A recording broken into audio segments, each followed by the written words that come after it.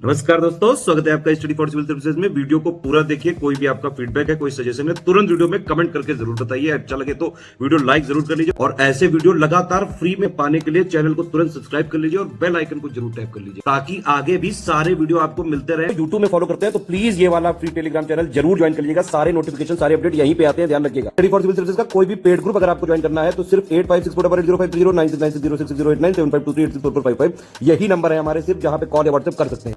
Instagram पे हमारा page जरूर फॉलो कर लीजिएगा, study for civil dot services है। ट्विटर पे हमको जरूर फॉलो कर लीजिएगा, @स्टडी फॉर सिविल्स है। सारे क्वेश्चन अटेम्प्ट करिए और स्कोर अपना तुरंत कमेंट करके बताइए। दोस्तों, स्टडी फॉर सिविल सर्विसेज के यूट्यूब चैनल में आपका स्वागत है। ग्राम विकास अधिकारी की पुनर्परीक्षा को ध्यान में रखते हुए 26-27 जून की आपकी जो तारीख आई हुई है, यहाँ हम मॉक टेस्ट आपको लगातार दे रहे हैं और फुल लेंथ मॉक हमने देना शुरू कर दिया था, जिसमें से कि पहला मॉक टेस्ट आशा है कि आपने देखा होगा, वीडियो के माध्यम से दिया गया था। रिवीजन आप इससे अच्छा कर सकते हैं, अपनी कमियों को समय रहते दूर कर सकते हैं। तो बिना देर किए शुरू करते हैं अपनी प्रैक्टिस को। कुल मिलाकर 150 प्रश्न है, इसमें सेगमेंट बटा हुआ है। मतलब पहले आप सामान्य हिंदी के 50 प्रश्न देखेंगे, उसके बाद रीजनिंग के आएंगे, उसके बाद जनरल अवेयरनेस के कुछ 50 प्रश्नों को आप देख पाएंगे। तो प्रैक्टिस आपको लगातार करनी है, यहाँ से आप बेहतर कर पाएंगे। देखिए पहले प्रश्न को, कहा जा रहा है कि शासकीय पत्र के कितने भेद होते हैं, बताइए। शासकीय पत्र जो है वो कितने प्रकार का होता है, यहाँ कुछ नंबर दिए हैं। तो मूल रूप से अगर देखा जाए तो 2 ही प्रकार होते हैं, ठीक है। तो मूल जो प्रकार है उन्हीं को आपको चुनना है। यहाँ पर कहा जा रहा है, अगले प्रश्न को ध्यान से देखें, यदि कोई ऑफिशियल लेटर है यानी शासकीय पत्र है, उसमें किसी व्यक्ति का नाम आपको लिखना है, जो कि नाम है पंडित राम प्रकाश गुप्त। तो इस नाम को, मतलब इसी नाम पर आपको पत्र प्रेषित करना है असल में। तो प्रेषक के बाद इस नाम को आप कैसे लिखेंगे, नाम को लिखने का पत्र में क्या तरीका होगा वो आपको बताना है। तो देखिए, नाम से पहले सम्मान सूचक शब्द आप लगा सकते हैं, लेकिन यहाँ पे पंडित शब्द पहले से ही लगा हुआ है, तो श्री लगाने का कोई औचित्य नहीं है ना। तो इसलिए यहाँ पे ये जो पंडित शब्द है, इसकी वजह से श्री का प्रयोग नहीं करेंगे। तो इसलिए इसका करेक्ट आंसर क्या हो जाएगा, दूसरे का, इसका डी हो जाएगा, पंडित राम प्रकाश गुप्त। इसका जो डी वाला ऑप्शन है उसको हम चुन लेते हैं। प्रश्न संख्या 3 को देखते हैं। ऑफिस मेमोरेंडम, ठीक है, ऑफिस मेमोरेंडम ये शब्द है असल में। तो आपको बताना है कि इसका हिंदी अनुवाद क्या होगा। यहाँ दिया हुआ है पृष्ठांकन समझौता पत्र, कार्यालय स्मृति पत्र, अनुस्मारक या फिर कार्यालय समझौता पत्र। मेमोरेंडम का मतलब क्या होता है आप समझते हैं तो आप आराम से कर सकते हैं। और तीसरा जो है, इसका सही जवाब बी हो जाएगा, ये कार्यालय स्मृति पत्र होता है। चूंकि यहाँ ऑफिस वर्ड का यूज़ किया गया है तो आराम से आप इसे गेस कर सकते हैं, कार्यालय स्मृति पत्र। इसके बाद चौथे प्रश्न को देखिए, जिन प्रत्ययों के जुड़ने से, प्रत्यय जो है वो शब्द के पीछे जुड़ते हैं, तो जिन प्रत्ययों के जुड़ने से संज्ञा या विशेषण शब्द भाव का बोध कराने लगते हैं उन्हें क्या कहा जाता है। मतलब भाव का बोध कराने लगे तो ऐसे जो प्रत्यय होते हैं उन्हें किस रूप में देखा जाता है ये आप बताएं। तो यहाँ पर लिखा हुआ है गुणवाचक तद्धित प्रत्यय, स्थानवाचक, भाववाचक या ऊनतावाचक। यहाँ बात हो रही है भाव का बोध कराने की और इसीलिए इसका जो करेक्ट आंसर है वो सी हो जाएगा। इसमें पहचानना आसान है, भाववाचक तद्धित। प्रश्न संख्या 5 को देखते हैं। निम्नलिखित शब्दों में से गुणवाचक तद्धित प्रत्यय के उदाहरण का आप चयन करिएगा। बताइए इसमें से कौन सा होगा, बहुतायत होगा, सपेरा होगा, पनिहार होगा कि खर्चीला होगा। सही जवाब इसका डी हो जाएगा, ठीक है, खर्चीला। खर्चीला जो है ये गुणवाचक तद्धित प्रत्यय दिखाई देता है। इसके बाद आगे बढ़ते हैं और अगले प्रश्न को देखते हैं, जो कि है 6वां। विदग्ध में कौन सा उपसर्ग दिया हुआ है। उपसर्ग जो है वो शब्द के हमेशा आगे लगता है। और 6वां प्रश्न जो आप देख रहे हैं, इसका सही जवाब इसमें से बी हो जाएगा, वी। दग्ध जो है ये मूल शब्द है और उसके आगे आपने वी शब्द का इस्तेमाल किया, जो कि असल में एक उपसर्ग है। प्रश्न संख्या 7, मिथ्याभिशाप। मिथ्याभिशाप, इसमें कौन सा उपसर्ग है बताइए। तो इस शब्द को आप अलग अलग कर दीजिए, आपको उपसर्ग खुद ही समझ में आ जाएगा। असल में 2 शब्द हैं, यहाँ कोई मूल उपसर्ग तो है नहीं, लेकिन एक शब्द को दूसरे के लिए उपसर्ग के तौर पे इस्तेमाल किया गया है। तो अभिशाप जो है इसमें मूल शब्द है और मिथ्या शब्द जो है वो उसके आगे चिपकाया गया है, जिससे कि उसके अर्थ में परिवर्तन आ गया है। तो झूठा अभिशाप इसका तात्पर्य होता है, मिथ्या शब्द इसमें उपसर्ग है। इसके बाद आप देखें कृदंत। कृदंत जो प्रत्यय के तौर पे आप पढ़ते हैं ना, तो कृदंत का सही संधि विच्छेद क्या होगा ये आपको बताना है। प्रश्न संख्या 8 को आप देख रहे हैं और यहाँ देखें कृत धन अंत लिखा है, कृत धन अंत लिखा है, कृत त के आगे हलंत है, फिर अंत है। देखिए इसमें से कौन सा होगा। तो 8वां जो आप देख रहे हैं, सही जवाब इसका सी हो जाएगा, कृत धन अंत, त के साथ ऐसे लगेगा हलंत। प्रश्न संख्या 9, स्त्री धन उचित।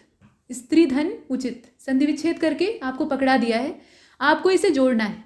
ये बिखरा हुआ है, इसे जोड़ के सही शब्द बनाना है। बताइए इसमें से कौन सा होगा।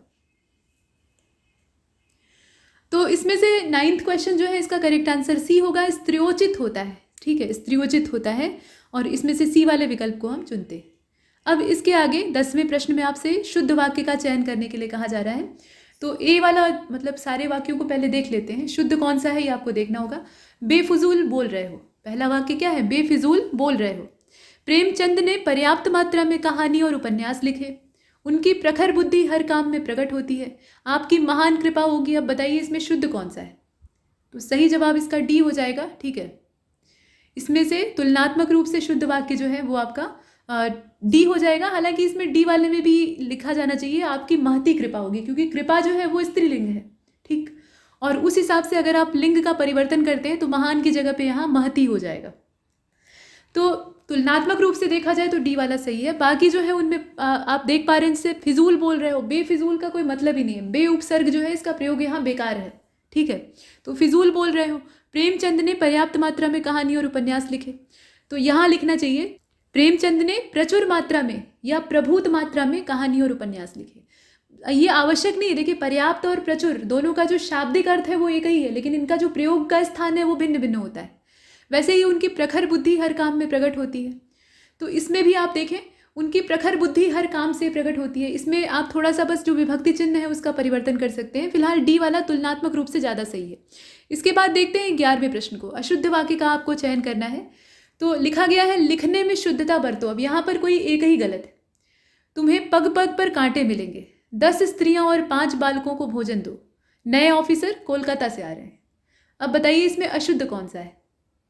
करेक्ट आंसर सी हो जाएगा, 10 स्त्रियां और 5 बालकों को भोजन दो।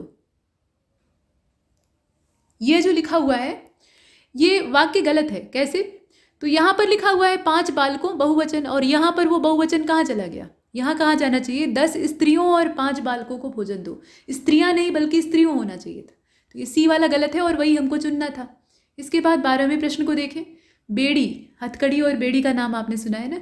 तो बेड़ी व्यंजन की अशुद्धि। अब यहाँ पर बेड़ी दूसरे ही अर्थों में इस्तेमाल किया गया है। प्रश्न क्या पूछ रहा है उसको पढ़ते हैं। तो बेड़ी व्यंजन की अशुद्धि दूर करने के पश्चात सही व्यंजन का आप चयन करिए। मतलब ये शब्द है असल में जिसमें कि 2 व्यंजन इस्तेमाल हुए हैं, ब और अड़। तो बताइए इसको लिखेंगे कैसे, सही तरीके से लिखने का इसको इसमें से चुने।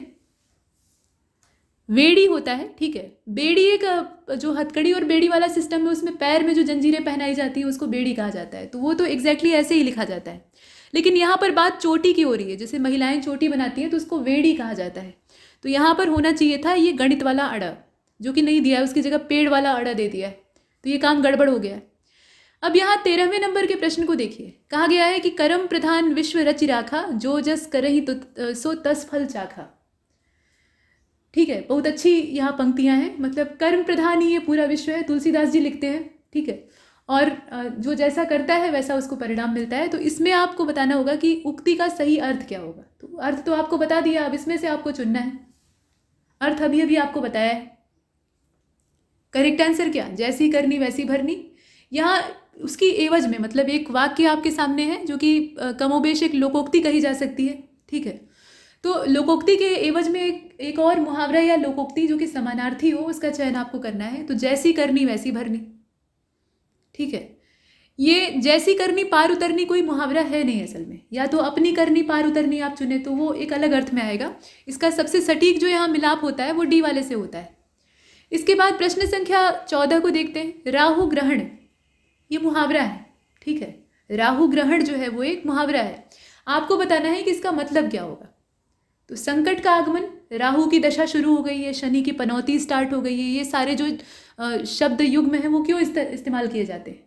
किसी के ऊपर मुसीबत का आगमन होता है तो लोग आमतौर पे यही कहते हैं। तो संकट का आगमन। इसके बाद प्रश्न संख्या 15 को देखें। हाथ पसारना, हाथ पसारना मुहावरे का आपको अर्थ बताना है। बताइए इसमें से कौन सा होगा। कहते हैं ना किसी के सामने हाथ नहीं पसारेगा, तो इसका मतलब क्या निकल सकता है। सही जवाब याचना करना होता है। ठीक है, याचना करना या भीख मांगना दोनों हो सकता है। भीख देना नहीं होगा, भीख मांगना होगा। इसके बाद 16वें नंबर के प्रश्न की ओर बढ़िए और यहाँ देखिए, यहाँ लिखा हुआ है मैं उस आदमी को और उसके आगे एक ब्लैंक स्पेस है, उसमें आपको रिक्त स्थान मतलब जो ब्लैंक स्पेस है, रिक्त स्थान है, उसमें शब्द या जो वाक्य है उसका भराव करना होगा। तो चुने इसमें से कौन सा भरेंगे। जो शेर को मारा था, ठीक है, जो शेर मारा था, जिसने कहा कि शेर की मौत मरो, और इसमें से कोई नहीं, तो इसमें से वाक्य का चयन आपको करना है। मैं उस आदमी को जानता हूँ। अब बीच में जो एक छोटा सा वाक्य का टुकड़ा भरना है वो क्या होगा। तो 16वां जो आप देख रहे हैं इसका करेक्ट आंसर सी होगा। मैं उस आदमी को जिसने कहा कि शेर की मौत मरो जानता हूँ, ठीक है, ऐसा उत्तर में दिया है, लेकिन इसका जो सटीक उत्तर है वो इसमें से ए वाला होना चाहिए, जो शेर को मारा था उसे जानता हूँ, ठीक है। हालांकि ये वाक्य की संरचना ही पूरी गड़बड़ है, इसमें जानता हूँ से पहले भी कुछ ऐसे शब्द होने चाहिए थे जो कि बीच के शब्द युग्म को चिपका सकें, लेकिन कोई बात नहीं, जैसा दिया है उसके हिसाब से इसका ए वाला ज़्यादा सटीक होता है। इसका सी किसी स्थान पर नहीं हो सकता है, इसका हमेशा होगा तो ए वाला होगा। इसके बाद 17वें नंबर के प्रश्न को देखें। उसने कहा कि मैंने, अब इसके आगे ब्लैंक स्पेस, अपना काम किया, जब जब चाह की, जब भी चाहा, इस तरह से, कभी नहीं। अब इसमें से आपको कौन सा भरना होगा, ध्यान से देखिएगा। सही जवाब क्या होगा, जब भी चाहा। उसने कहा कि मैंने जब भी चाहा अपना काम किया, है ना, तो इसीलिए हम इसमें से बी को चुन लेते हैं। इसके बाद 18वें नंबर के प्रश्न में कहा गया कि ह्रस्व शब्द का अनेकार्थी शब्द निम्नलिखित में से क्या होगा। ह्रस्व, तो देखें, हानि, माला, नाश करने वाला, नीचा। ह्रस्व का शाब्दिक अर्थ होता है हल्का, लघु, ठीक है। अब इसमें से आपको इसका अनेकार्थी चुनना है, तो करेक्ट आंसर टी हो जाएगा, नीचा, ठीक है। नीचा जो शब्द है वो इसके लिए अनेकार्थी का काम करेगा।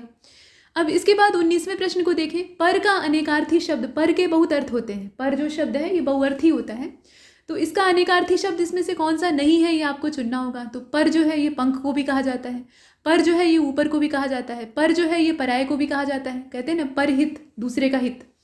निर्दोष को पर नहीं कहा जाता, ठीक है, तो डी वाले विकल्प को हम इसमें से निकाल देते हैं। अब यहाँ 20वें नंबर के प्रश्न में आपसे पूछा गया कि सेना का वह भाग जो सबसे आगे रहता है उसको क्या कहा जाता है। अरावल कहा जाता है, हरावल कहा जाता है, हरावलाई कहा जाता है, इस तरह से शब्द दिए हुए हैं। तो हरावल कहा जाता है। हरावल जो है वो आगे रहता है और आगे ही पहले पिसकर मरता है। मरने वालों में सबसे पहला नंबर उन्हीं का होता है, तो इसमें से सी वाले विकल्प को हम चुन लेते हैं। ये आमतौर पर पैदल सेना होती है। इसके बाद 21वें नंबर के प्रश्न को देखें। भौहों के बीच का जो ऊपरी भाग होता है, दो भौहें आपकी हैं, उनके बीच का जो ऊपरी भाग है उसके लिए एक शब्द अगर आपको बोलना है तो आप क्या बोलेंगे। त्रिगुण बोलेंगे, त्रिकुटी बोलेंगे, त्रकटी बोलेंगे, क्या बोलेंगे। तो भौं जो आपकी होती है उनको कहा जाता है भ्रिकुटी, और भ्रिकुटियों के बीच की जो जगह होती है उसको कहा जाता है त्रिकुटी, ठीक है, वहाँ पर तिलक लगाने का स्थान होता है। इसके बाद 22वें नंबर के प्रश्न में कहा गया कि तीनों लोकों के स्वामी। अब इसके लिए आप क्या शब्द इस्तेमाल कीजिएगा बताइए। तो त्रिलोकीनाथ, इसमें जो करेक्ट आंसर है वो इसमें से त्रिलोकीनाथ होना चाहिए, लेकिन ज़रा ध्यान से देखिए त्रिभुवननाथ भी दिया हुआ है, तो आप क्या करेंगे। और नीचे सी वाला ऑप्शन ये कहता है कि दोनों को आप चुन सकते हैं। तो अब बताएं कि आप ए चुनेंगे या फिर सी चुनेंगे, निर्णय आपको करना है। विकल्प जो है वो थोड़ा करीबी हो सकते हैं। और 22वां जो है इसका करेक्ट आंसर इसीलिए सी हो जाएगा। त्रिभुवन का भी वही मतलब होता है, भुवन मतलब लोक ही होता है, शाब्दिक अर्थ दोनों का एक ही है। तो इसमें त्रिलोकीनाथ कहें चाहे त्रिभुवननाथ कहें, बात एक है, तो इसीलिए हम सी को चुनते हैं। इसके बाद 23वें नंबर के प्रश्न को देखें। विरक्त का विलोम शब्द क्या होगा बताइए। अरक्त होगा, विरक्तता होगा, अनुरक्तता होगा, अनुरक्त होगा, इसमें से होगा कौन सा। 23 राइट आंसर अनुरक्त हो जाएगा, ठीक है। विरक्त का विलोम हो जाएगा अनुरक्त। इतिश्री का क्या होगा विलोम बताइए। इतिश्री का क्या हो जाना चाहिए इसमें से। इतिश्री का मतलब होता है समापन या संपूर्णता। तो शुरुआत हम कर रहे हैं तो श्री गणेश, ठीक है, तो श्री गणेश यानी सी वाला विकल्प इसमें से सही है। नारी तथा महिला दोनों में अंतर कैसे पहचानेंगे। अब यहाँ देखें आप, मनुष्य जाति की सभी स्त्रियों के लिए महिला शब्द का प्रयोग किया जाता है और नारी किसी विशेष समूह के लिए प्रयोग किया जाता है। मनुष्य जाति की सभी स्त्रियों के लिए नारी शब्द का प्रयोग किया जाता है और किसी विशेष समूह के लिए महिला का प्रयोग किया जाता है। नारी और महिला शब्दों में कोई अंतर नहीं है या इसमें से कोई नहीं, बताइए। अच्छा प्रश्न है। करेक्ट आंसर इसका बी हो जाएगा। मतलब तथ्यात्मक तौर पे अगर देखा जाए तो बी ही मानेंगे, वैसे पहले से देख लेते हैं। देखिए, मनुष्य जाति की सभी स्त्रियों के लिए नारी शब्द का प्रयोग किया जाता है, विशेष समूह के लिए महिला का प्रयोग किया जाता है, लेकिन नारी का जो शाब्दिक अर्थ है वो लघुता सूचक है और इसीलिए महिला शब्द जो महानता को दर्शाता है उसका प्रयोग हर नारी के लिए किया जाना चाहिए। ये एक लॉजिक है, लेकिन यहाँ पे हमें तथ्यों के आधार पे चलना है, तो इसीलिए हम बी का चयन करते हैं। ठीक, इसके बाद 26 को देखते हैं। यहाँ देखिए, अंबुज और अंबुद, अंबु दोनों में है। ठीक है, अंबु मतलब होता है पानी। अब एक के आगे लगा हुआ है ज, ये प्रत्यय है जो कि अर्थ को परिवर्तित करता है, और एक के आगे लगा है द। ज का मतलब होता है जन्म लेने वाला, और द का मतलब होता है देने वाला। अब बताइए कि इनका जो सही शब्द अर्थ भेद है वो क्या होगा। तो पानी में जन्म लेने वाला, ठीक है, और पानी को देने वाला। अब चुनना आसान है, आराम से चुनिएगा। 26 जो है इसका करेक्ट आंसर क्या हो जाएगा, ए हो जाएगा, है ना। कमल और बादल, पानी में कौन जन्म लेता है, कमल जन्म लेता है, और पानी को देता कौन है, बादल देते हैं। इसके बाद चलते हैं आगे, 27 को देखें। हवाला शब्द का पर्यायवाची निम्नलिखित में से कौन सा नहीं है, बताइए। हवाला, ये हवाला कांड वाला नहीं है, तो 27 जो है इसका करेक्ट आंसर हो जाएगा सी वाला। इसमें से पर्यायवाची आपको चुनना था, तो हवाला कहते हैं अब तुम्हारे हवाले वतन साथियों। तो हवाला मतलब अर्पण होता है, समर्पण होता है, सुपुर्द कर देना किसको, किसी को होता है। ठीक है, मतलब दे दिया, उसके हवाले कर दिया, फिर भूल गया। तो इसमें अंशभागी जो शब्द है वो इसके लिए काम का नहीं है, हवाला से उसका कोई लेना देना नहीं है। बाकी जो शब्द हैं वो उसके पर्यायवाची हैं, तो हम सी का चयन करते हैं। प्रश्न संख्या 28 आपसे पूछ रहा है कि सिफारिश जो शब्द है इसके लिए पर्यायवाची इसमें से आप किसको चुनेंगे। अभिस्ताव, संस्तुति, रूप राशि, या इसमें से कोई नहीं। 28 करेक्ट आंसर अभिस्ताव।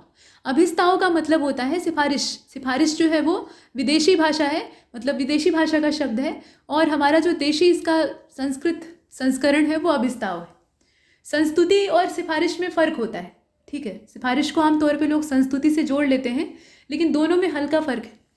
तो इसके बाद चलते हैं 29वें प्रश्न की ओर, जो कि पूछ रहा है कि बलवा का पर्यायवाची शब्द निम्नलिखित में से क्या होते हैं। कहते हैं बलवा हो गया वहाँ पे, बलवा मतलब झगड़ा, दंगा।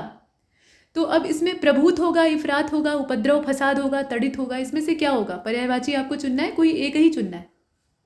करेक्ट आंसर सी हो जाएगा, उपद्रव, फसाद, दंगा, ठीक है, मारपीट, मारकाट, उसी को कहा जाता है बलवा। इसके बाद 30वें नंबर के प्रश्न में आपसे कहा गया कि 9 रसों में से निम्नलिखित में क्या शामिल नहीं किया जाता है। 9 रस होते हैं हिंदी काव्य धारा में, करुण, हास्य, पद्मराग और अद्भुत। तो इसमें करुण, हास्य और अद्भुत तो रस हैं, लेकिन पद्मराग कोई रस नहीं है। हो सकता है श्रृंगार का कोई अंग हो, लेकिन रस नहीं, ठीक। इसके बाद देखें 31वें प्रश्न को। 5 शत्रुओं में क्या शामिल नहीं किया जाता है। मनुष्य के 5 शत्रु होते हैं, उनमें कौन सा शामिल नहीं है। तो काम, मदिरा, क्रोध और मद, इसमें से क्या होगा। मदिरा जो है ये शत्रु तो है, इसमें कोई संदेह नहीं है। मदिरा ही नहीं, जितने प्रकार के व्यसन होते हैं वो सभी शत्रु होते हैं मनुष्य के, लेकिन मदिरा को इसमें 5 शत्रुओं की श्रेणी में नहीं डाला गया है, तो मदिरा को हम इसमें से बाहर कर लेते हैं। बाकी जो है वो शामिल होते हैं। काम यानी कामनाओं, वासनाओं से घिरा हुआ मनुष्य। क्रोध जो है ये मनुष्य का शत्रु है। मद यानी अहंकार जो है ये मनुष्य का शत्रु है। लोभ जो है ये भी मनुष्य का शत्रु है, और मोह जो है ये भी मनुष्य का शत्रु है। इसके बाद 32वें नंबर के प्रश्न को देखते हैं। सत्तू का तत्सम, सत्तू जो है आपने खाया होगा, अलग अलग अनाजों को भून कर पीसा जाता है, और उनका जो आटा होता है उसको पानी मिला के तैयार किया जाता है, नमक इत्यादि, और उसको खाते हैं गर्मी में। अच्छा, ये एक पौष्टिक पदार्थ होता है। तो इसमें आप देखें कि सत्तू का तत्सम क्या होता है। सख्तू होता है, लेकिन इसमें स कौन सा इस्तेमाल करेंगे, पहले तो यही निर्णय लेना होगा आपको। तो 32 जो है इसका करेक्ट आंसर बी होगा, सख्तू कहा जाता है। ज़्यादा इसमें शुद्ध के चक्कर में नहीं पड़ना है। ये नहीं कि बहुत आपको तत्सम चाहिए तो आप तालव्य विषय ही चुने। यहाँ वो वाला लॉजिक फेल हो जाएगा कि आप जहाँ भी मूर्धन्य श देखें और तालव्य श देखें वहाँ पे झट से उसको तत्सम चुन लें। ये वाला लॉजिक यहाँ पे काम नहीं कर रहा है, इसीलिए थोड़ा सा बुद्धि का इस्तेमाल। सख्तू होता है।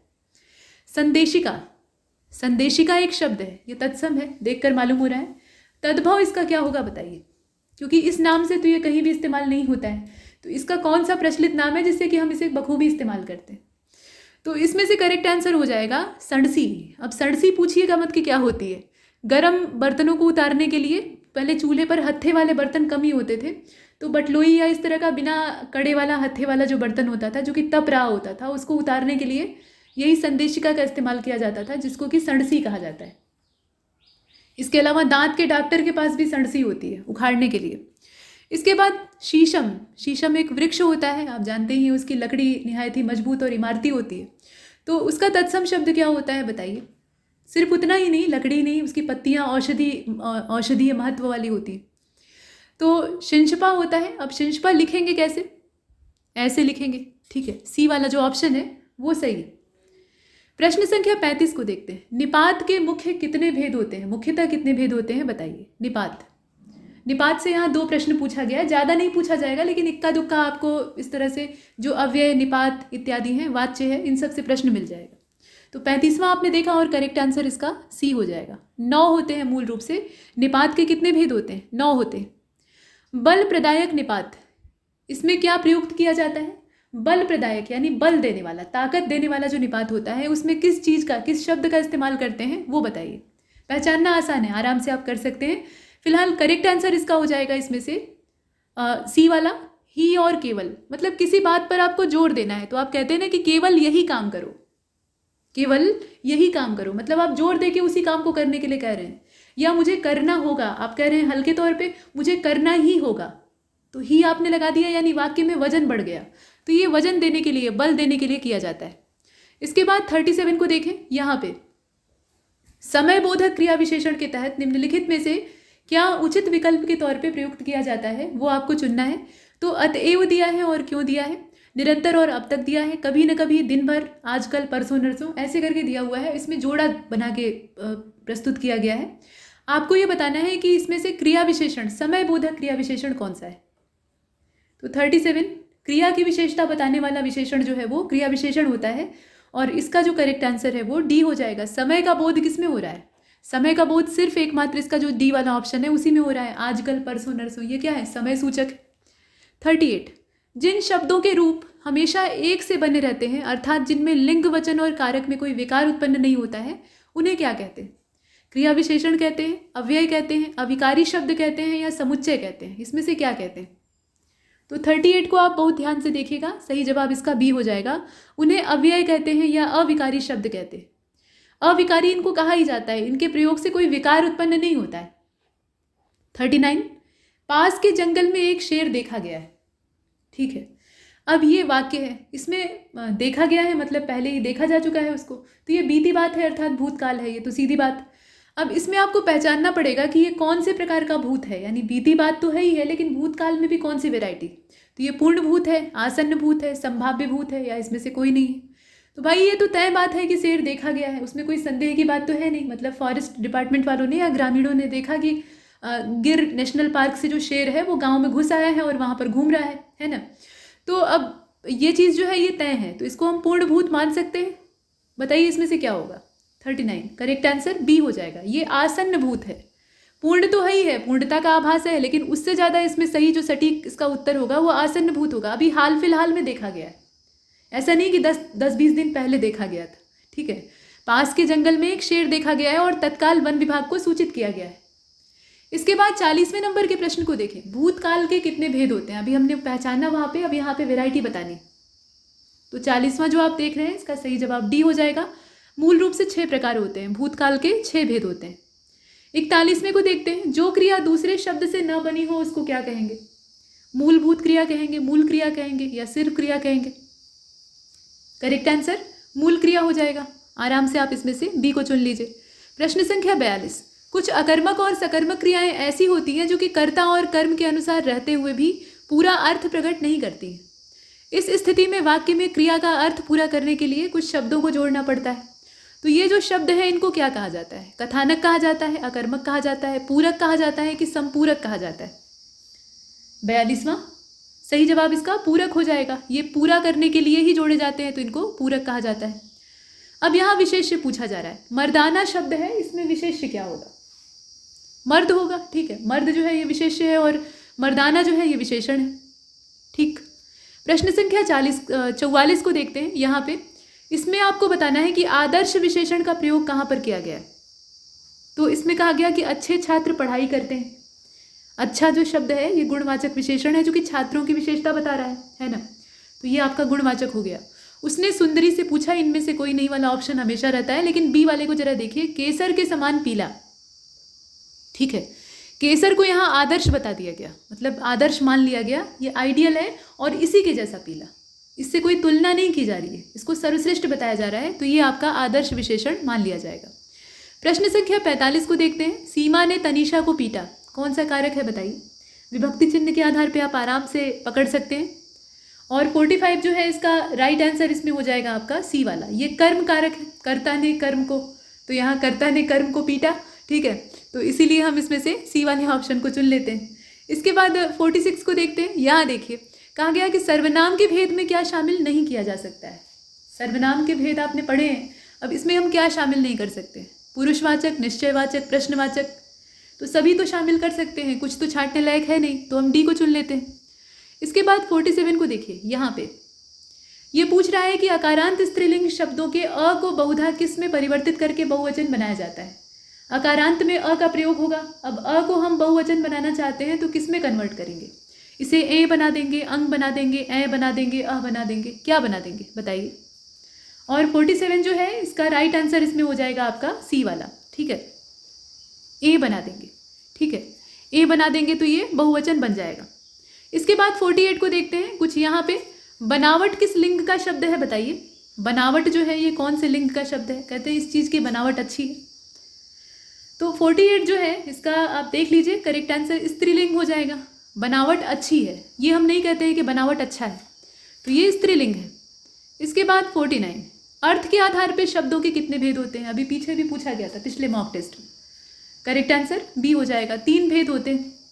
50वां और अंतिम प्रश्न हिंदी का आपसे पूछ रहा है कि उपन्यास है एक, इसका नाम है बुधवा की बेटी, इसके रचनाकार कौन है? यहाँ कुछ प्रसिद्ध रचनाकारों के नाम दिए हैं, हो सकता है आप में से अधिकतर लोगों ने इनकी कहानियाँ और उपन्यास पढ़े हों। तो गजानन माधव जी हैं, मुक्तिबोध इनका उपनाम था। अमरकांत है, इनकी भी अच्छी अच्छी कहानियाँ हैं। पांडे बेचन शर्मा इनका उपनाम था उग्र, ठीक है, और गिरिराज किशोर जी हैं। तो बुधवा की बेटी को लिखा किसने? और सही जवाब इसका सी हो जाएगा। ये पांडे बेचन शर्मा उग्र जी के द्वारा लिखा गया है, ये आपने देखा। अब यहाँ से हमारा मोड चेंज हो जाता है, रीजनिंग स्टार्ट हो जाती है। अपने दिमाग के घोड़ों को तैयार कर लीजिए।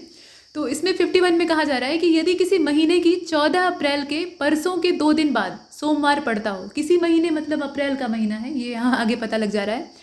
तो 14 अप्रैल के परसों के 2 दिन बाद सोमवार पड़ता है, तो उसी महीने की अंतिम तारीख यानी 30 अप्रैल को कौन सा दिन पड़ेगा, ये आपको बताना है। देखें और बताएं।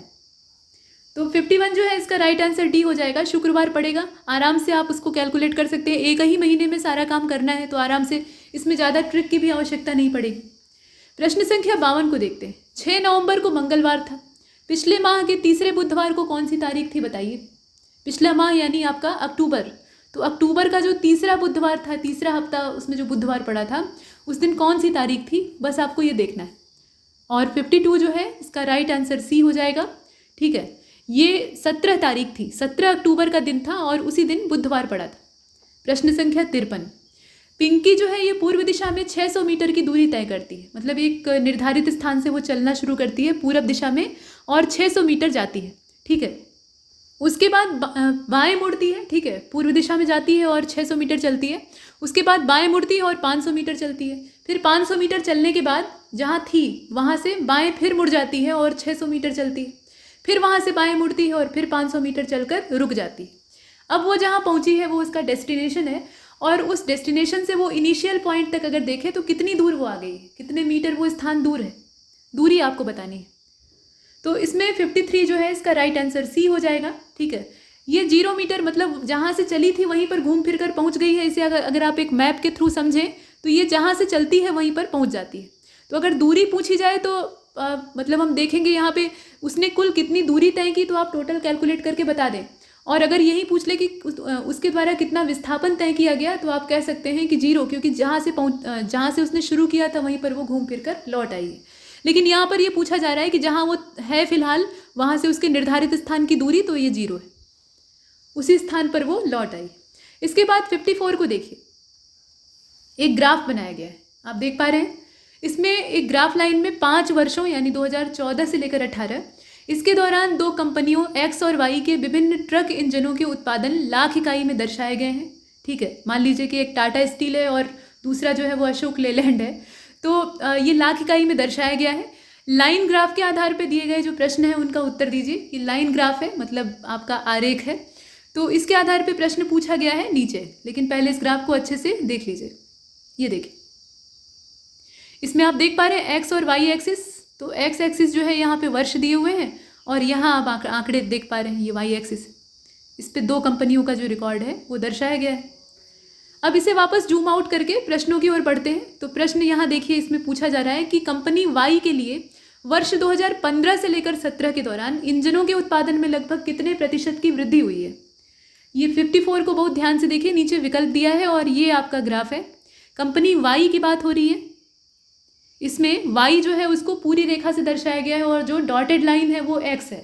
ठीक है, जो डॉटेड लाइन है वो एक्स है असल में कंपनी, और जो वाई है वो पूरी लाइन से यानी कंप्लीट जो आपकी लाइन होगी उसके द्वारा रिप्रेजेंट किया गया है।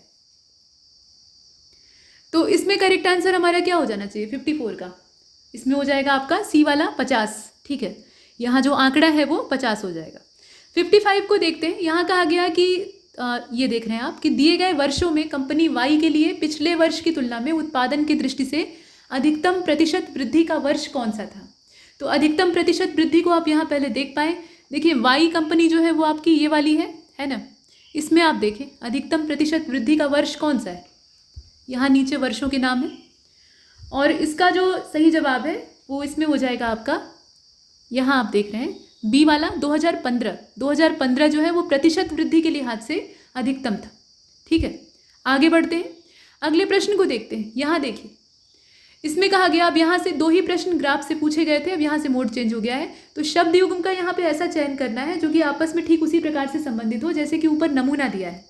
तो भौं चढ़ाना जो है ये नाराजगी का प्रतीक होता है, ऐसा इसमें मिलान किया है ना। भौं चढ़ाते हैं आप तो जो सामने वाला है वो आपकी भंगिमा देखकर समझ जाता है कि आप नाराज हैं, ऐसा ही आपको यहाँ मिलान करना है। तो मुस्कान और परमानंद दिया है, पागलपन और बीमारी दिया है, हंसी और हास्य दिया है, दर्द और दुख दिया है, इसमें से कौन सा होना चाहिए 56। करेक्ट आंसर ए हो जाएगा। मुस्कान और परमानंद या आनंद भी चलेगा, मतलब ब्लिस यहाँ लिखा हुआ है। ठीक, तो इसमें से ये ए वाला ही विकल्प सही है। आप मुस्कुरा रहे हैं इसका मतलब आप खुश हैं, यही माना जाता है। कई बार मुस्कान जो है वो नकली भी होती है। इसके बाद 57 को देखें, यहाँ भी वही पेयर आपको चुनना है। तो उदासीनता और उत्साह, ठीक है, ये दोनों आपस में यहाँ पेयर के तौर पे दिए हैं। ठीक, ऐसा ही जोड़ा आपको इसमें से ढूंढ निकालना है। तो संधि और मित्रता है, युद्ध और हमला है, निंदा और आदर है, नामांकन और सेवा योजन है। ये दोनों एक दूसरे के विलोम है लगभग, उदासीनता और उत्साह। ठीक है, किसी काम के प्रति उत्साहित हैं और किसी काम के प्रति उदासीन है, तो ये एक दूसरे का अपोजिट हो जाता है। ऐसे ही अपोजिट आपको चुनने हैं। तो 57 जो है इसका राइट आंसर सी हो जाएगा, निंदा और आदर। ठीक, इसके बाद देखिए अगले वाले को, यहाँ पे आकृति बनी हुई है कुछ डब्लू के जैसा, ये जो डिज़ाइन है आपको दिखाई दे रहा है। इसमें आपको नीचे जो आकृतियाँ बनी हुई हैं मतलब ऑप्शन में, उन्हें घुमाना नहीं है और आपको देखना होगा कि ये डब्लू आपको कहाँ पर मिल जाएगा यथावत। इसमें आप अलग अलग जो फिगर हैं उन्हें देख पा रहे हैं और इसे ध्यान से देखिएगा। इसका जो 58 है करेक्ट आंसर इसका हो जाएगा सी वाला। ठीक है, सी में आपको ये यथावत मिल जाएगा, यहाँ हमने देखा। इसके बाद देखते हैं आगे, यहाँ देखें 59 में फिर से वही छिपी हुई आकृति आपको ढूंढनी है। तो आकृति असल में आपकी ये है, ये। अब ये कहाँ पर छिपी हुई है, इसमें पूरा फिगर आप देख लीजिए, इसमें से कौन सा होना चाहिए। तो 59 जो है इसका करेक्ट आंसर हो जाएगा इसमें से ए वाला। ए वाले में ही ऐसी डिज़ाइन आपको मिलेगी। ठीक है, तो ए को हमने चुन लिया। इसके बाद इसमें 60वें प्रश्न को देखते हैं। यहाँ फिर से आकृति का चयन आपको करना है। ये त्रिभुजाकार आकृति बनी हुई है जिसमें कि दिशाएं जो है वो अलग अलग हैं। अब इसमें नीचे आपको विकल्प ऐसा चुनना होगा जिसके अंदर ये आकृति मौजूद हो। तो ध्यान से देखिए और बताइए। और इसे अगर देखा जाए तो इसका जो करेक्ट आंसर है वो इसमें क्या होना चाहिए, विकल्प को यहाँ देखें। ये 60वां प्रश्न है और सही जवाब इसका ए हो जाएगा। ए में ऐसी डिज़ाइन आपको मिल जाएगी, कई सारी मिलेगी, है ना। इसमें रोटेट नहीं करना था, तो रोटेट करने की आवश्यकता ही क्या है, ये स्पष्ट तौर पे दिखाई दे रहा है, यहीं पर दिख रहा है ना, ये मिल गया। इसके बाद 61वें को देखते हैं। यहाँ देखिए, कथन और धारणा दिया हुआ है, आपको ये बताना है कि कौन सा तर्क जो है वो कथन के संबंध में पुष्टि देता है। तो कथन ये कहता है कि एक विज्ञापन में बताया जाता है कि घरों को सजाने के लिए एशियन पेंट का इस्तेमाल करना चाहिए, बर्जर का और इमल्सन का इस्तेमाल मत करिए। हालांकि ट्रैक्टर इमल्सन जो है वो एशियन का ब्रांड है। तो यहाँ धारणा दी हुई है कि लोग अपने घरों को सजाना चाहते हैं और केवल एशियन पेंट ही घरों को सजावटी बना सकता है। तो बताइए इसमें से कौन सा हमें चुनना चाहिए। 61 करेक्ट आंसर बी हो जाएगा। ठीक, यहाँ अगर हम देखें तो बी वाला ऑप्शन ज़्यादा परफेक्ट होता है। वो इसलिए होता है, यहाँ समझ लीजिए। देखिए, लोग अपने घरों को सजाना चाहते हैं और कंपनियां चाहती हैं अपने सामान को बेचना। तो अपने सामान को बेचने के लिए वो ये कहती हैं कि मेरा सामान ले जाइए, इससे आप अपना घर बेहतर सजा सकते हैं। लेकिन ये दावा यहाँ पे नहीं किया गया है कि केवल एशियन पेंट ही आपके घर को सजा सकता है। तब आप, अगर ऐसा कहा जाता कि केवल वो सजा सकता है, तब आप यहाँ पे केवल वाला ऑप्शन जो है उसको चुन लेते। लेकिन ऐसा इसमें कहा ही नहीं गया है। हमें टोटल कथन पे ही आश्रित रहना है, उससे बाहर नहीं जाना है। तो लोग चूंकि अपने घर को सजाना चाहते हैं और इसीलिए एक विज्ञापन कंपनी जारी करती है और उसमें दिखाती है कि घरों को सजाने के लिए एशियन पेंट का इस्तेमाल आप कर सकते हैं, और लोग खरीद कर ले आते हैं। तो इसीलिए बी वाला ऑप्शन इसमें परफेक्ट है। इसका जो बी है उसको हम चुनते हैं। इसके बाद प्रश्न संख्या 62 को देखिए। यहाँ फिर से कथन और तर्क दिया है। क्या सरकार को देश के समाचार चैनलों को नियंत्रित करना चाहिए? इसमें पूछने की बात क्या है, वो तो नियंत्रित पहले से ही किया जाता है। तो अभी आपको यहाँ तर्क दिया हुआ है। हाँ, कई देशों के समाचार सरकार के नियंत्रण में है। मतलब जो मीडिया है वो कई सारे देशों में सरकार के कंट्रोल में है। और दूसरा वाला जो स्टेटमेंट है वो ये कहता है, नहीं, किसी भी समाचार को नियंत्रित करने से उसकी विश्वसनीयता समाप्त हो जाती है, यानी मीडिया को स्वतंत्र होना चाहिए। तो अब आप बताएं कि इसमें से कौन सा जो है वो कथन के संबंध में पुष्टि देता है। चूंकि कथन में एक प्रश्न पूछा गया है। अब यहाँ आप ध्यान से देखें तो करेक्ट आंसर सी हो जाएगा, केवल दूसरा ही पुष्टि करता है। अब यहाँ चूंकि ये प्रश्न पूछा गया है, यहाँ कोई कथन आपको बताया नहीं है आपसे, बल्कि पूछ रहा है। तो जब आपसे पूछ रहा है तो यहाँ आपकी अपनी बुद्धि जो है वो इस्तेमाल की जानी चाहिए। पीछे वाले कथन में, मतलब पिछले प्रश्न में, वहाँ वाक्य दिया हुआ था, प्रश्न नहीं पूछा गया था, यहाँ पूछा गया है। तो इसमें पूछा गया आपसे कि सरकार को देश के समाचार चैनलों को नियंत्रित करना चाहिए। तो आप क्या जवाब देंगे? इन दोनों में से आपका जवाब क्या होगा? दूसरा वाला होगा। नहीं, सरकार का नियंत्रण न्यूज़ चैनलों पर तब तक नहीं होना चाहिए जब तक कि वो कोई वल्गर चीज़ या ऐसी अनचाही चीज़ ना दिखा रहे हो। अगर वो अपना सीधे तरीके से काम कर रहे हैं तो उसमें सरकार का हस्तक्षेप नहीं होना चाहिए, क्योंकि निष्पक्षता ही उसमें विश्वसनीयता ले आती है। तो इसमें से करेक्ट आंसर क्या होगा? सी हो जाएगा। इसके बाद 63वें को देखते हैं। यहाँ देखिए फिर से कथन। तो ध्यान से देखिएगा, तार्किक रूप से पालन किए जाने वाले निष्कर्ष का आप इसमें से चयन कर सकते हैं। कथन देकर 4 निष्कर्ष आपके सामने है, सही कौन सा है वो आपको चुनना है। कथन ये कहता है कि एक चेन केवल उतनी ही मजबूत होती है जितनी कि उसकी सबसे कमजोर कड़ी। बात सही है। इसका मतलब समझिए, एक जंजीर आपके पास है और उसमें कोई एक हिस्सा जो है वो उसका सबसे कमजोर है, मतलब वहां से टूटने के चांसेस सबसे ज़्यादा है। अब उस चेन को ताना जा रहा है तो सबसे पहले वही हिस्सा टूटेगा, यानी उसकी मजबूती तभी तक बनी है जब तक कि वो हिस्सा पकड़ में है, मतलब उसकी पकड़ बनी हुई है। जैसे ही वो छूटा, जंजीर बेकार हो गई, है ना। तो इसीलिए कहा गया है कि जंजीर केवल उतनी ही मजबूत होती है जितनी उसकी सबसे कमज़ोर कड़ी। तो अब यहाँ पे इसका जो निष्कर्ष है आपको निकालना है। किसी कड़ी के मजबूत होने का कारण उसकी सबसे मजबूत कड़ी है। सबसे कमज़ोर कड़ी की मजबूती ही निर्धारित करती है कि चेन कितनी मजबूत है। किसी कड़ी के कमज़ोर होने के कारण उसकी चेन की कमज़ोर होने का कारण उसकी चेन की मजबूती है। और बाकी विकल्प व्यर्थ हैं, आप वैसे भी देख पा रहे हैं। करेक्ट आंसर इसका क्या होना चाहिए? सबसे कमज़ोर कड़ी की मजबूती ही निर्धारित करती है कि चेन कितनी मजबूत है। असल में ये एक देश के बारे में कहा गया है, ठीक है।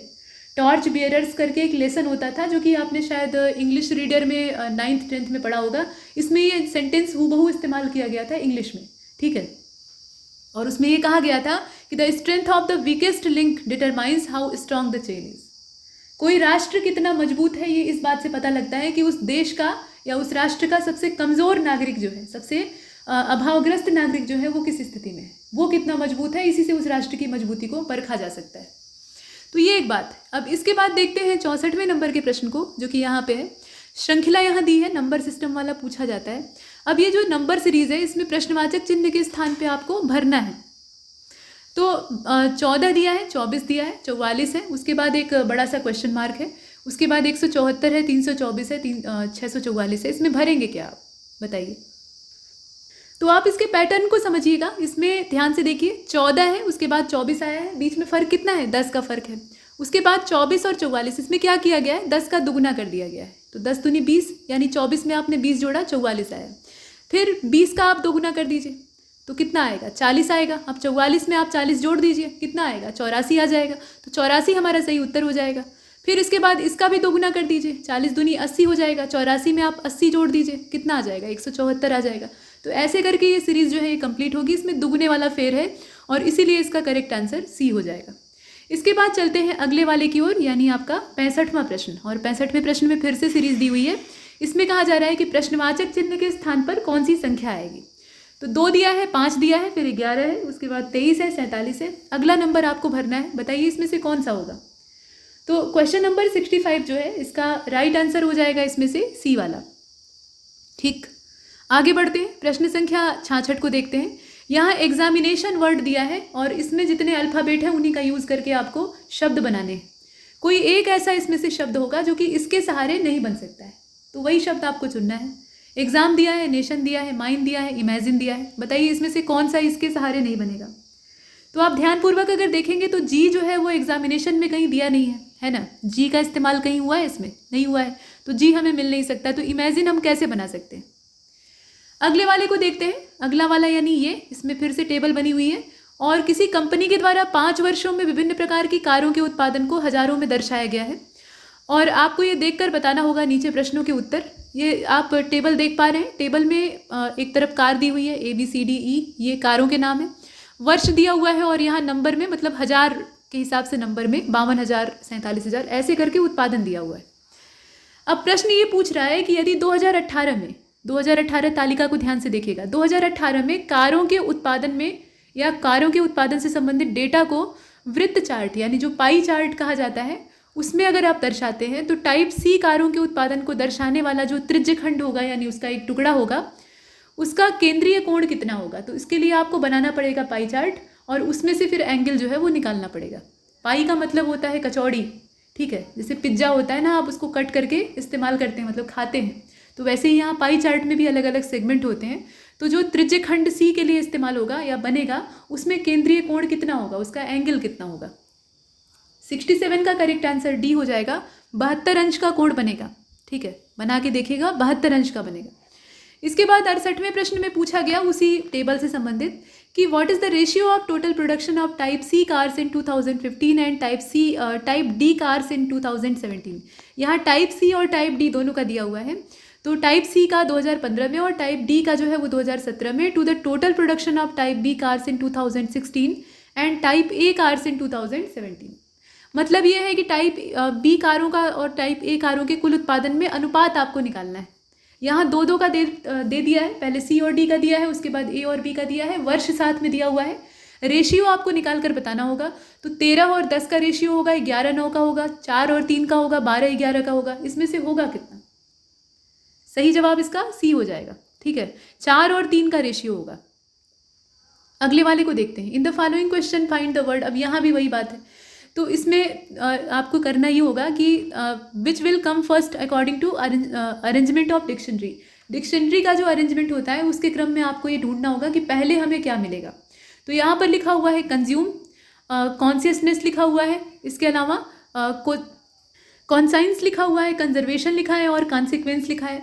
तो ये सारे शब्द हैं, ई तक इसमें ऑप्शन दिया है। आपको ये देखना होगा कि पहले स्थान पर क्या मिलेगा आपको। तो ध्यान से देख लीजिए, सी ओ जो है ये सभी में दिखाई दे रहा है, उसके बाद एन जो है वो भी सभी में है, एस जो है वो भी सभी में है। तो यहाँ तक तो सभी सिमिलर हैं, CONS तक। उसके आगे के जो लेटर हैं उन्हें ध्यान से देखिएगा और बताइए कि उसके बाद वाले के आधार पे सबसे पहले आप किसको प्राप्त करेंगे। तो करेक्ट आंसर इसका सी हो जाएगा। कंजर्वेशन जो है वो आपको सबसे पहले मिलेगा, उसके बाद ही ये सारे दिखाई देंगे। उसी हिसाब से अगला प्रश्न भी है, यहाँ आपको बताना होगा कि पहले कौन दिखेगा। तो ये एबोर है, एबेट है, एबोर्ड है, एडल है, एब्यूज़ है, इसमें से पहले क्या दिखेगा आपको। तो इसमें आपका जो ए बी से शुरू हो रहा है वो सभी पहले होगा, डी वाला पहले होगा नहीं तो बाद में रहेगा। तो वैसे भी जो डी वाला ऑप्शन है वो चुनकर बाहर कर देते हैं, बाकी जितने हैं उनमें से देखिए। तो 70 जो है इसका राइट आंसर बी हो जाएगा। एबेट जो है वो पहले दिखाई देगा, ये सबसे पहले दिखेगा, बाकी जो है वो इसके बाद होंगे। 71 को देखिए, यहाँ कहा जा रहा है कि in each of the following question find out the word which will come first according to the arrangement of dictionary. देखें और बताएं। तो 71 जो आप देख रहे हैं इसका राइट आंसर हो जाएगा सी वाला। इसमें जो वेदरिंग है ये आप डी वाले ऑप्शन के तौर पे देख पा रहे हैं। यहाँ आपने देखा, माफ़ कीजिएगा, इसमें 71 जो है इसमें आपको देखना है कि पहले स्थान पर क्या प्राप्त होगा। तो इसका सी वाला हो जाएगा, वेदर। ठीक है, ये सबसे पहले मिलेगा, उसके बाद जितने हैं वो आपको दिखाई देंगे। जहाँ तक सिमिलर है सभी में, जैसे कि WITH जो है ये सभी में है, तो वहाँ तक नहीं देखना है, उसके बाद वाले अल्फ़ाबेट को देखना है। 72 को देखिए, यहाँ आकृतियाँ आ गई हैं जैसे कि पूछा जाएगा। ऐसे एक आध प्रश्न आपको अनिवार्य रूप से मिलेंगे। तो ये डिज़ाइन बने हुए हैं, इनमें पैटर्न ध्यान से देखिए कि आगे जो प्रश्नवाचक चिन्ह है उस डब्बे में आप किस आकृति को भरेंगे, नीचे विकल्प दिया हुआ है। तो इन्हें अगर इनके पैटर्न पे निगाह डाली जाए तो यहाँ देख रहे हैं ये 2 एरो बने हुए हैं जो कि एक दूसरे से अपोजिट डायरेक्शन में है, और उसके अलावा ये एक गोला है।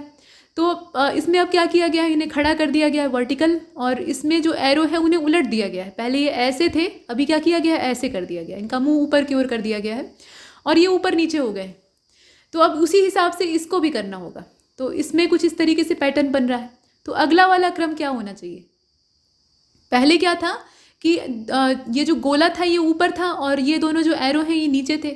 उसके बाद ये दोनों ऊपर चले गए, गोला वाला नीचे आ गया। तो अब अगला नंबर क्या है, गोला बीच में हो जाएगा और ये दोनों ऊपर नीचे हो जाएंगे। इसी तरीके का होना चाहिए, लेकिन ऐसा कोई सिस्टम इसमें दिख नहीं रहा है ना। तो फिर हमें दूसरे पैटर्न पे अमल करना पड़ेगा, और इसीलिए 72 जो है इसका करेक्ट आंसर ए हो जाएगा। कुछ इस हिसाब से हमें जो इसका पैटर्न है वो दिखाई देगा।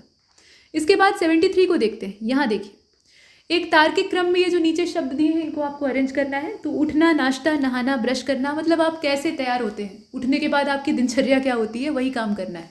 लेकिन उल्टा काम अगर आप करते हैं तो वो मत चुनिएगा। तो उठते हैं सबसे पहले, उसके बाद क्या करते हैं, ब्रश करते हैं, फ्रेश होते हैं। उसके बाद आप नाश्ता करते हैं। नाश्ता करते हैं कि नहाते हैं? तो पहले आप क्या करते हैं, उठते हैं, उसके बाद फ्रेश होते हैं, ब्रश करते हैं, उसके बाद नहाते हैं, फिर नाश्ता करते हैं। क्रम यही होना चाहिए। और उसके बाद तब तैयार होकर ऑफिस जाते हैं या जहाँ भी आपको जाना होता है वहाँ जाते हैं। कुछ लोगों का काम क्या होता है, उठते ही पहले नाश्ता कर लेते हैं, तो वो बात अलग है। लेकिन यहाँ जो सीक्वेंस है उसके हिसाब से अगर देखा जाए तो 73 जो है इसका राइट आंसर हो जाएगा, सी वाला। इसी हिसाब से इसके पैटर्न को अरेंज करेंगे। पहले उठना, उसके बाद ब्रश, उसके बाद नहाना, फिर नाश्ता, फिर ऑफिस। इसके बाद 74 को देखिए। इसमें त्रिभुजों की संख्या आपको गिननी है। ये वाला क्वेश्चन बहुत तेज पूछा जाता है, तो गिनकर बताइए कितने त्रिभुज इसके अंदर होंगे। 74 सही जवाब इसका सी हो जाएगा। इसमें 15 त्रिभुज हैं, गिनिएगा आराम से बैठ के। और अगर ये पिक्चर क्लियर नहीं दिखाई दे रही है तो उसके लिए अपनी वीडियो की रिजोल्यूशन को थोड़ा बढ़ा लीजिएगा, क्वालिटी थोड़ी इन्हेंस करके देख लीजिएगा, तो ये आकृतियाँ आपको क्लियर दिखाई देंगी। इसके बाद 75 को देखते हैं। यहाँ पर कुछ कथन दिए हैं, निष्कर्ष के आधार पे आपको देखना होगा कि जो तर्क संगत निष्कर्ष है वो कौन सा है। तो कथन ये कहता है कि सभी बर्तन चम्मच हैं और सभी कटोरे चम्मच हैं। भाई सभी बर्तन चम्मच हैं तो कटोरे उसमें से अलग तो है नहीं, वो चम्मच होबे करेंगे। तो अब इसमें निष्कर्ष आपको चुनना पड़ेगा। कोई बर्तन कटोरा नहीं है, कुछ बर्तन कटोरे हैं, कोई भी चम्मच बर्तन नहीं है। कौन सा निष्कर्ष निकलता है? बेतुकी बात है, लेकिन इसी आधार पे आपको उत्तर देना है। और 75वां जो आप देख रहे हैं इसका करेक्ट आंसर सी वाला हो जाएगा। केवल तीसरा निष्कर्ष निकलता है, कोई भी चम्मच बर्तन नहीं है। ठीक है, 76 को देखते हैं। यहाँ पर कहा गया कि कौन सा कथन और निष्कर्ष इसमें सही बैठता है। तो सभी खेत फार्म हाउस हैं और कुछ खेत बगीचे हैं। निष्कर्ष इसमें निकालना है आपको। तो निष्कर्ष ये कहता है कि कुछ फार्म हाउस खेत हैं, कुछ बगीचे खेत हैं, कुछ फार्म हाउस बगीचे हैं। अब इसमें से आप चुनकर बताइए कि कौन सा हमको इसमें सही जवाब देखना चाहिए। तो 76 जो है इसका राइट आंसर ए हो जाएगा। कुछ फार्म हाउस खेत हैं। यहाँ देखें आप, ए वाले में ये कहा गया है ना कि पहला, दूसरा और तीसरा, ये तीनों ही निष्कर्ष यहाँ से निकाले जा सकते हैं। तो बात ठीक भी है। सभी खेत फार्म हाउस हैं तो कुछ फार्म हाउस खेत हो सकते हैं, है ना। कुछ बगीचे खेत हैं, कुछ खेत बगीचे हैं आप लिखे हुए, तो कुछ बगीचे खेत हो सकते हैं, कुछ फार्म हाउस बगीचे भी हो सकते हैं, क्योंकि इनका आपस में कनेक्शन जुड़ रहा है। तो इसीलिए तीनों हो सकता है यहाँ पे, इसीलिए हमने ए को चुना है। अगले वाले को देखते हैं। यहाँ पर कहा गया कि विक्ट्री को अगर आप लिख सकते हैं कुछ इस तरीके से कोडिंग करके, उसी प्रकार से फेल्योर को अगर आपको मतलब इसकी कोडिंग करनी हो तो आप कैसे लिखेंगे। तो फेल्योर को लिखने का तरीका इसमें क्या हो सकता है। 77 को आप ध्यान से देखें, बी वाला हो जाएगा। IDLOXUH कुछ ऐसे लिखेंगे। इसी प्रकार से यहाँ फिर से कोडिंग, समर को आप रनर के तौर पे लिख सकते हैं। ठीक है, समर को आप लिख सकते हैं रनर कोडिंग करके। उसी प्रकार से विंटर को आप कैसे लिख सकते हैं। विंटर के लिए इसमें से कौन सा जो वर्ड है उसे आप सेलेक्ट करेंगे। करेक्ट आंसर इसका सी हो जाएगा। ठीक है, 78 को आप देख रहे हैं। मतलब विंटर को अगर आपको लिखना है तो VIOUER कुछ इस तरीके से आप इसका रूपांतरण कर सकते हैं। इसके बाद यहाँ देख रहे हैं आप, यहाँ लिखा हुआ है वारांश, और इसको आप कुछ इस प्रकार से लिख सकते हैं। ठीक है, इस तरीके से। वैसे ही आप ये जो शब्द युग्म है, मतलब अल्फ़ाबेट एक साथ इकट्ठे किए गए हैं, इसको सांकेतिक भाषा में अगर आपको तोड़ना है तो कौन से कोड में से तोड़िएगा, मतलब किस तरीके के कोड में से कन्वर्ट करिएगा, इसकी कोडिंग आपको चुननी। तो 79 जो है इसका राइट आंसर डी हो जाएगा, लखनऊ। ठीक है, यहाँ वाराणसी होना चाहिए था, आई भी साथ में होना चाहिए, जो कि नहीं दिया है। इसके बाद आगे देखें, यहाँ पे क्वेश्चन नंबर 80, सांकेतिक भाषा यानी वही साइन लैंग्वेज है आपकी, कोडिंग डिकोडिंग, और इसमें 128 का मतलब होता है हॉट। ठीक, और फिल्टर्ड कॉफ़ी, इसका जो यहाँ कोडिंग किया गया है वो 356 है। माफ़ कीजिएगा, यहाँ थोड़ा सा प्रश्न को पढ़ने में दिक्कत हुई है। 128 जो है इसका मतलब होता है हॉट फिल्टर्ड कॉफ़ी। अगर 128 कहीं आपको लिखा दिखे तो इसका मतलब समझिएगा हॉट फिल्टर्ड कॉफ़ी।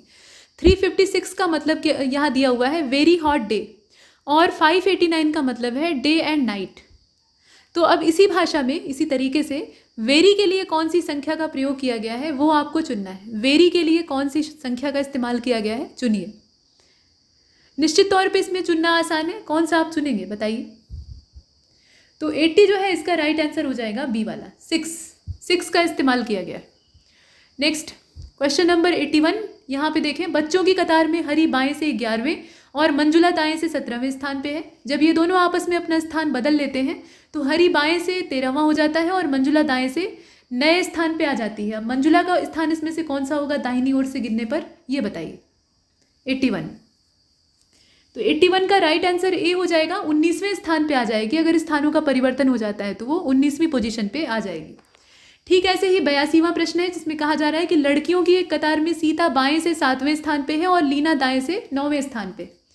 जब ये दोनों आपस में अपना स्थान अदल बदल लेती हैं तो सीता बाएं से 11वें पर चली आती है। तो बताएं कि इसमें कुल कितनी, मतलब ये जो लाइन थी, कतार थी, इसमें कुल कितनी लड़कियां? 82, और इसका जो सही इसमें उत्तर हो जाएगा वो है डी, 19। टोटल 19 लड़कियां। 83वें प्रश्न को देखते हैं। एक व्यक्ति उत्तर की ओर 10 मीटर चलता है और फिर बाईं ओर मुड़कर 5 मीटर चलता है, फिर से वो बाएं मुड़ जाता है और 10 मीटर चलता है। तो अब बताइए कि जहाँ वो पहुँच गया है वहाँ से उसका प्रारंभिक स्थान कितनी दूर है। 10 मीटर वो उत्तर की ओर चला, फिर वहाँ खड़ा होकर बाईं ओर अपने मुड़ जाता है और 5 मीटर चल लेता है, फिर जहाँ पहुँचता है वहाँ से फिर बाईं ओर मुड़ जाता है और 10 मीटर चलता है। अब वो जहाँ पहुँच गया है वहाँ से अपनी मूल स्थान को देखता है तो वो कितनी दूर आया है? 83, और करेक्ट आंसर इसका बी हो जाएगा, 5 मीटर। ठीक है, 5 मीटर वो अपने मूल स्थान से दूर है। प्रश्न संख्या 84 को देखते हैं। यहाँ पे फिर से पासा बना हुआ है और ये कहा गया है कि यदि संख्या 6 निचले फलक पे है तो ऊपर के फलक पे कौन सी संख्या दिखाई देगी, बताइए। तो यहाँ आप ध्यान से देखें, ये 5, 3 और 1 दिया है, 6 जो है वो नीचे है। ठीक है, एक ही पासा है, दो अलग अलग रूपों में दर्शाया गया है। 6 जो है वो आपका नीचे है और ऊपर के फलक पे कौन सी संख्या होगी ये बताइए। तो इसमें आप देख लीजिए, 84 जो है इसका राइट आंसर बी हो जाएगा, 3। ठीक है, 3 जो है वो ऊपर के फलक पे दिखेगा। प्रश्न संख्या 85, 6 लड़कियां हैं जो कि वृत्त के केंद्र की ओर मुंह करके बैठी हुई हैं, गोलाकार एक गोल टेबल है उसी के चारों ओर, और इनके नाम भी बाकायदा दिए हुए हैं, प्रिया, नेहा, रश्मि, सोनाली, टीना और वीरा। अब इसमें यह बताया गया है कि टीना नेहा और सोनाली के बीच में नहीं है, लेकिन किसी और के बीच में बैठी हुई है। ऐसा नहीं है कि वो एकदम किनारे है, वो भी बीच में ही बैठी है, लेकिन इसमें क्लियर किया गया है कि वो नेहा और सोनाली के बीच में नहीं है। और प्रिया वीरा के ठीक बाएं हैं, रश्मि प्रिया के दाएं से चौथी है, वीरा और रश्मि इनके बीच में केवल 2 लड़कियां हैं। नेहा प्रिया की एक निकटतम पड़ोसी नहीं है, मतलब नेहा जो है वो प्रिया के पास में नहीं है। तो अब इसके हिसाब से आपको ये बताना पड़ेगा कि टीना कहाँ पर बैठी हुई है, टीना की जो लोकेशन है वो कहाँ पे है। तो 85 जो है इसका राइट आंसर सी हो जाएगा। ठीक है, ये इंटरमीडिएट राइट ऑफ वीरा के ठीक दाएं बैठी हुई है, माफ कीजिएगा, इमीडिएट राइट ऑफ वीरा के ठीक दाईं ओर बैठी हुई है, ये इसकी लोकेशन है। यहाँ पर टीना के बारे में पूछा जा रहा है। प्रश्न संख्या 86 को देखते हैं। यहाँ देखें, सतीश की ओर इंगित करते हुए अशोक ने कहा कि वह मेरी बहन के इकलौते भाई का पुत्र है। सतीश की ओर इशारा करते हुए अशोक कहता है कि वह यानी सतीश मेरी बहन के इकलौते भाई का पुत्र है। तो बताएं कि सतीश और अशोक के बीच में क्या रिलेशन? 86, सही जवाब इसका बी हो जाएगा, पुत्र का संबंध है। इकलौते की बात यहाँ की गई है, इकलौता भाई, तो इसमें पुत्र का ही संबंध हो सकता है। इसके बाद फिर से रक्त संबंध वाला है 87 को आप ध्यान से देखें। एक पार्क में एक महिला को दिखाते हुए विनीत ने उमेश से कहा कि वह जो महिला दिख रही है वो मेरे दादाजी के इकलौते पुत्र की पुत्री हैं। मेरे दादाजी का एक ही बेटा, ठीक है, मतलब इनके पिता, और उनकी ये बेटी हैं। तो बताएं कि विनीत का उस महिला से क्या संबंध है। तो 87 को आप देख रहे हैं और 87 का करेक्ट आंसर डी हो जाएगा। भाई का संबंध है, वो उसकी बहन है ना। तो हम डी को इसमें से चुन लेते हैं। प्रश्न संख्या अगले को देखते हैं जो कि है 88। एक वस्तु को 440 रुपये के विक्रय मूल्य पर बेचने पर 10% का लाभ होता है। तो उस वस्तु का क्रय मूल्य कितना था ये आपको बताना है। ये पूछा जाता है, सिंपल क्वेश्चन होते हैं, थोड़ा सा अगर आप ध्यान देके इसे रिवाइज कर लेते हैं तो ये गलत नहीं होगा। मतलब बेचा गया है 440 पर, लेकिन उसको खरीदा कितने में गया था कि 10% का मुनाफा भी हो गया, तो वो कीमत आपको बतानी है। और 88 जो है इसका राइट आंसर 400 हो जाएगा। 10% का मुनाफा मतलब सीधी बात है 400। इसके बाद देखें अगले वाले को। यहाँ पर ये बताया गया है कि वेन आरेख कौन सा आप इसमें से चुनेंगे। स्नातक, साक्षर और कर्मठ, ये 3 शब्द हैं। इनको आपको एक वेन आरेख के संबंध में दर्शाना है। तो कौन वाला ज़्यादा सही पड़ेगा? स्नातक, साक्षर और कर्मठ। देखिए साक्षर है तो स्नातक, मतलब जितने भी स्नातक हैं वो साक्षर होंगे, इसमें कोई संदेह नहीं है। कर्मठ होंगे या नहीं ये अलग बात है ना। तो 89 जो है इसके हिसाब से अगर देखा जाए तो इसका ए वाला ज़्यादा सही होता है, ठीक है।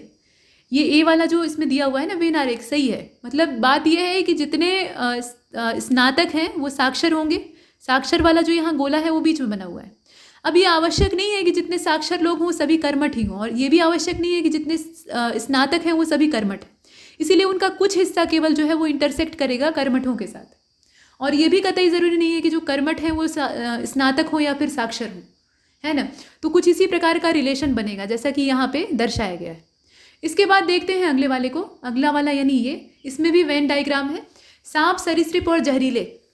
अब आपको ये बताना है कि इसके लिए कैसा बनेगा। तो इसमें भी वही हाल चाल है। मतलब बात यह है कि सरीसृप सांप होता है, रेंग कर चलने वाले जितने हैं उनको सरीसृप कहेंगे। अब सांप जो है वो जहरीला होता है, लेकिन ज़रूरी नहीं है कि सारे सरीसृप जो है वो जहरीले हों। तो इस आधार पे अगर आप डायग्राम बनाते हैं तो 90 जो है इसका भी ए वाला ही सही होता है, ठीक वैसे ही जैसे हमने पीछे चुना था। इसके बाद अब 91 को देखिए। शराब का संबंध अंगूर से है, ठीक वैसे ही वोदगा का संबंध किससे है। तो भाई पहले तो ये पता होना चाहिए कि वोदगा बनती किससे है। अंगूर से शराब बनती है, ये आप जानते हैं, वाइन वगैरह। तो उसी प्रकार से वोदगा जो कि खुद एक शराब है, शराब एक कॉमन वर्ड है जो कि हर नशीले पेय के लिए इस्तेमाल हम लोग करते हैं। तो वोदगा किससे बनती है बताइए।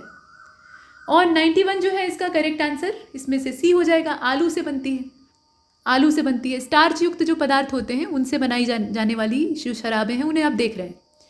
जिस प्रकार से हवा महल का संबंध जयपुर राजस्थान से है, वैसे ही पंचमहल का संबंध किससे है। तो यहाँ आपका जनरल नॉलेज भी चेक हो रहा है। बताइए पंचमहल कहाँ पे। तो 92 करेक्ट आंसर बी हो जाएगा, फतेहपुर सीकरी, है ना। इसके बाद देखते हैं अगले वाले को। यहाँ देखिए, उस समुच्चय का चयन करिए जिसमें कि संख्याएं वैसे ही संबंधित हो जैसे यहाँ पर दी हुई हैं। तो यहाँ पे 9, 35 और 16 दिया हुआ है, ठीक।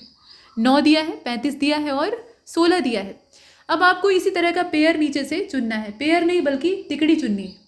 तो 93 जो है इसका राइट आंसर डी हो जाएगा। 36, 55 और 25 कुछ इसी प्रकार से कनेक्शन में जुड़े हुए हैं। यहाँ आपको चिन्ह बदलना पड़ेगा। गुणे का मतलब है भाग, ठीक है। गुणे का मतलब है बटे। ये तिरछा निशान जो है ये भाग को, ऐसे वाले को दर्शाता है, ठीक है। और यहाँ आप देख रहे हैं माइनस का मतलब है गुणा। अगर जहाँ आपको ऋण चिन्ह दिखाई दे उसकी जगह मल्टीप्लाई समझिए। भाग का अर्थ है जोड़, अगर भाग का चिन्ह दिख रहा है तो आप जोड़ दीजिएगा। और जोड़ का अर्थ है घटाना। तो अब इस आधार पे जो समीकरण यहाँ दिया हुआ है, इक्वेशन दे रखा है, उसको आपको कैलकुलेट करना होगा। 3 - 15/11 इंटू 8 + 6 इसके बराबर आपको पूछा गया है। तो पहले तो चिन्ह बदलेंगे, उसके बाद इसे कैलकुलेट करेंगे। तो 94 जो है इसका राइट आंसर हो जाएगा इसमें से ए वाला, 1 आएगा। जोड़ते घटाते 1 आएगा। 95 को देखिए। बच्चों की एक कतार में हरी बाएं से 11वें और मंजुला जो है ये दाएं से 17वें स्थान पे है। अब ये दोनों क्या करते हैं, आपस में अपनी पोजीशन को अदल बदल लेते हैं। हरी बाएं से 13वें स्थान पे आ जाता है। तो अब आपको ये बताना होगा कि मंजुला दाएं से नए स्थान पर पहुंच गई है और वो नया स्थान कौन सा है। तो 95 को आपने देखा, करेक्ट आंसर इसका ए हो जाएगा, 19वां स्थान है। और 96 को देखिए।